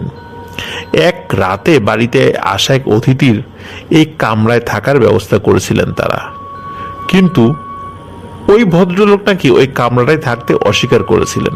তিনি বলেছিলেন এটা ভুতুড়ে। জাস্ট এতটুকুই তথ্য পেয়েছিলেন। প্রিয় লিসেনার্স, কি হতে পারে? এই যে জিনিসটি আসলো, চলে গেল, কিন্তু তেমন কোনো ক্ষতি কিন্তু করেনি। আমরা নিশ্চয়ই বুঝতে পারছি যে এটি জিন হবে, কিন্তু আমাদের সমাজে অনেকেই রয়েছেন যারা এই প্যারানর্মাল যে এন্টিটিগুলো রয়েছে সেগুলোতে বিশ্বাস করেন না, বা জিনে বিশ্বাস করেন না। কেন বিশ্বাস করেন না? এটি প্রমাণ করা যায় না। বিজ্ঞানের বিভিন্ন জিনিস যেমন পরীক্ষাগারে বা ল্যাবে প্রমাণ করা যায়, জিনের অস্তিত্ব প্রমাণ করা যায় না। এই কারণে তারা বিশ্বাস করেন না। আর বিশ্বাস না করার দরুন তারা এই জিন রিলেটেড বিভিন্ন ঘটনাগুলোকে সম্পূর্ণ অবাস্তব, মিথ্যা এগুলো বলে উড়িয়ে দেন। তবে আমরা যারা বিশ্বাস করি যে পবিত্র কোরআনে এবং হাদিসের বিভিন্ন জায়গায় জিন সম্পর্কে বর্ণিত রয়েছে, পবিত্র কোরআনে একটি সূরাই রয়েছে জিন নামে, আর আল্লাহ তাআলা বলেছেন যে আমি জিন এবং মানুষকে আমার ইবাদতের জন্য সৃষ্টি করেছি।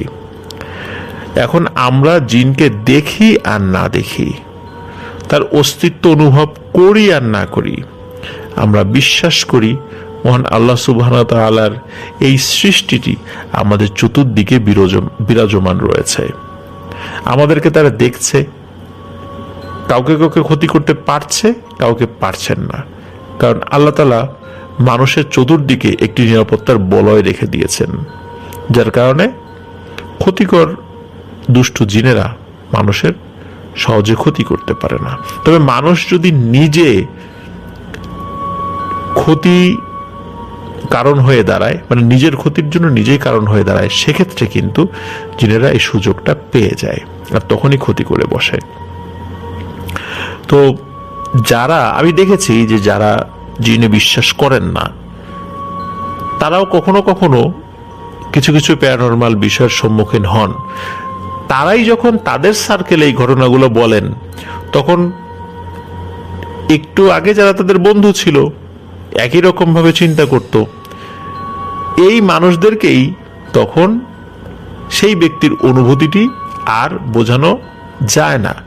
তারা বিভিন্নভাবে সাইন্টিফিক ব্যাখ্যা দিয়ে বলে এটা তোমার মনের ভুল, এই হয়েছে সেই হয়েছে, এই বিষয়গুলো বলে। কিন্তু সে যতই বলুক যে না এটা আসলে মনের ভুল না, কিন্তু তার সার্কেলের লোকরাই সেটা বিশ্বাস করেন না। আসলে বিষয়টা এমনই যে এগুলো মানুষকে বিশ্বাস করানো অনেক কঠিন। এই জন্য আমরা বলি বিশ্বাস করা বা না করা এটা সম্পূর্ণই আপনার ব্যাপার। আপনার মনে হলে বিশ্বাস করবেন, না হলে বিশ্বাস করবেন না।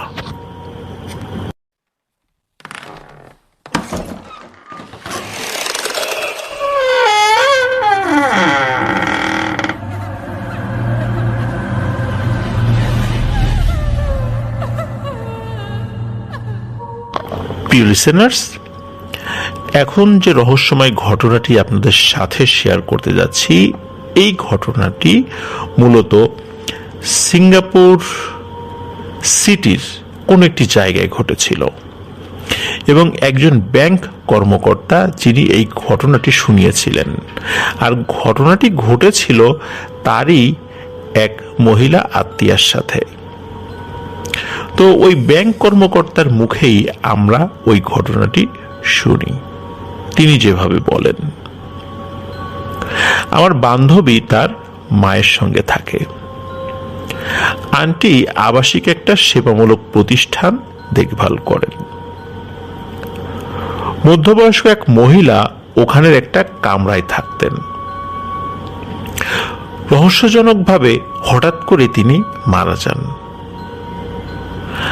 পরবর্তীতে ওনার ওই কামরাটি পরিষ্কার করতে গিয়ে ওনার আলমারির মধ্যে একটি কঙ্কাল আবিষ্কার করেন আন্টি এবং অন্যরা। কঙ্কালটা কার, কিভাবে সেখানে আসলো, কেউ কিচ্ছুটি বলতে পারে না। খুবই রহস্যময় একটি ব্যাপার। ওই আন্টি কেনই বা তার আলমিরার মধ্যে কঙ্কাল রেখে দিয়েছিলেন?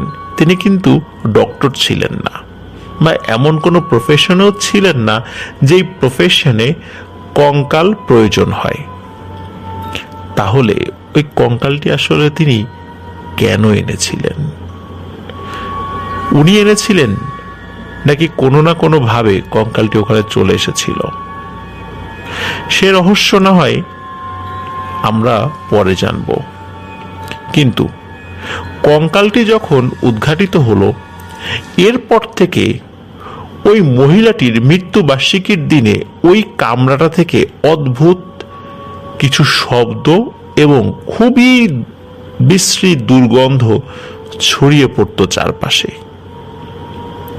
প্রথম বছর ওটার কারণ খুঁজতে গিয়ে আন্টি গিয়েছিলেন ভেতরে, কিন্তু ওটা এতটাই তীব্র ছিল যে দম বন্ধ হয়ে যাওয়ার উপক্রম হয় তার। কোনো মতে পালিয়ে বাঁচেন ওই দুর্গন্ধ থেকে। পরের বছর থেকে গন্ধটা কিছুটা হালকা হয়, কিন্তু মৃত্যু বার্ষিকীর দিন নিয়ম করে ওটার উপস্থিতিতে কোনো ছেদ পড়েনি। এই গত বছর মহিলাটির মৃত্যুবার্ষিকীর দিনে আমার ওই মহিলা আত্মীয়া ওই কামরার পাশ দিয়ে যাচ্ছিলেন। সিঁড়ি বেয়ে নামতে যাবে এমন সময় মনে হলো পেছন থেকে তার নাম ধরে কেউ ডাকছে। কণ্ঠটা তার মায়ের, আর ওটা আসছে ওই ভুতুরে কামরার ভেতর থেকে। কিন্তু সে নিশ্চিত মিনিট কয়েক আগেও যে তার মা ছিলেন নিচের তলায়। এই কথা ভাবতে ভাবতে আবার তার নাম ধরে একটি ডাক পড়ল। তার মা ডাকছেন। সন্দেহ নেই কামরাটার ভেতর থেকেই ওই ডাকটি ভেসে আসছে। ধীরে ধীরে দরজার দিকে এগিয়ে যেতে লাগলো সে। তাকে কেউ যেন টেনে নিয়ে চলেছে। অদৃশ্য কোনো এক রহস্যময় শক্তি তাকে ওই কামরার দিকে নিয়ে চলেছে। যতই কাছে যাচ্ছে গন্ধটা ততই তীব্র থেকে তীব্রতর হচ্ছে। এ সময় শুনল তার মা তাকে ডাকছেন, কিন্তু এবারের ডাকটা ঠিক উল্টো দিক থেকে, ওই কামরার দিক থেকে নয়, পেছন দিক থেকে। আর এবারের ডাকটা খুবই চড়া এবং পরিষ্কার। আর পেছন দিক থেকে ডাক আসছে, তবে একই তলা না, নিচের তলা থেকে। সঙ্গে সঙ্গে তার ঘোর কেটে যায়। দৌড়ে নিচে নেমে সে তার মাকে জাগা মতোই পায়। যখন ঘটনাটা সে খুলে বলে, দারুণ একটা ধাক্কা সকলে অনুভূত করেন যে কি হচ্ছে সেখানে। তবে যতটা না ভয় পেলেন তার থেকে বেশি তার মা রেগে গেলেন। কিন্তু অশরীরীর বিরুদ্ধে কি বা করার আছে তার? যতদূর বোঝা যাচ্ছে, মৃত মহিলাটি যেদিন ওই কামরার মধ্যে মারা গিয়েছিল রহস্যজনকভাবে, তারপর থেকেই ওই সমস্যাটি সূত্রপাত ঘটে। সেখানকার মানুষের বিশ্বাস অনুযায়ী ওই মৃত মহিলাটির আত্মা নাকি ওই বাড়িতে বন্দী হয়ে আছে, যদিও বা সেটি সেখানকার মানুষেরই বিশ্বাস মাত্র। তো পরবর্তীতে আমার সেই মহিলা আত্মীয়ার এক বান্ধবী তাকে বলেন যে তোর ভাগ্য ভালো, ঠিক ওই সময় যদি তোর মা তোকে না ডাকতেন তাহলে হয়তোবা ওই কামরার মধ্যে তুইও হারিয়ে যেতি বা কঙ্কাল হয়ে যেতি। কে জানে যে ওই কামরার মধ্যে যে কঙ্কালটি পাওয়া গিয়েছিল সেও একই রকম ভাবে কোনো এক রহস্যময় ডাকে সেখানে হারিয়ে গিয়েছিল কিনা। প্রিয় লিসেনার্স, এটি ছিল এই আলমিরার যে কঙ্কাল, এই রহস্যময় ঘটনাটি। তো ঘটনাটি খুবই অদ্ভুত লেগেছে আমার কাছে, যে আলমিরার মধ্যে কঙ্কালটা কোথা থেকে আসলো। আর প্রতি বছর একটি নির্দিষ্ট দিনে ওই কামরা থেকে খুবই বিশ্রী দুর্গন্ধ বের হতো। ওই দুর্গন্ধটার উৎস কেউ খুঁজে বের করতে পারেনি।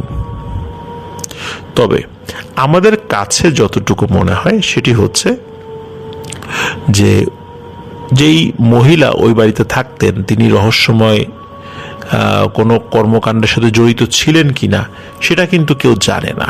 আর তার রহস্যজনক মৃত্যুর পর থেকে এই সমস্যা। কিন্তু ওই কঙ্কালটি বা কেন সেখানে আনা হয়েছিল বা কিভাবে এলো, এটি যেহেতু কেউ বুঝতে পারেননি বা জানতেও পারেননি, যার কারণে এই বিষয়টি রহস্যই রয়ে গেছে। তবে পরবর্তীতে ওখানে ওই দুর্গন্ধ প্রতি বছর পাওয়া যেত কিনা, ওই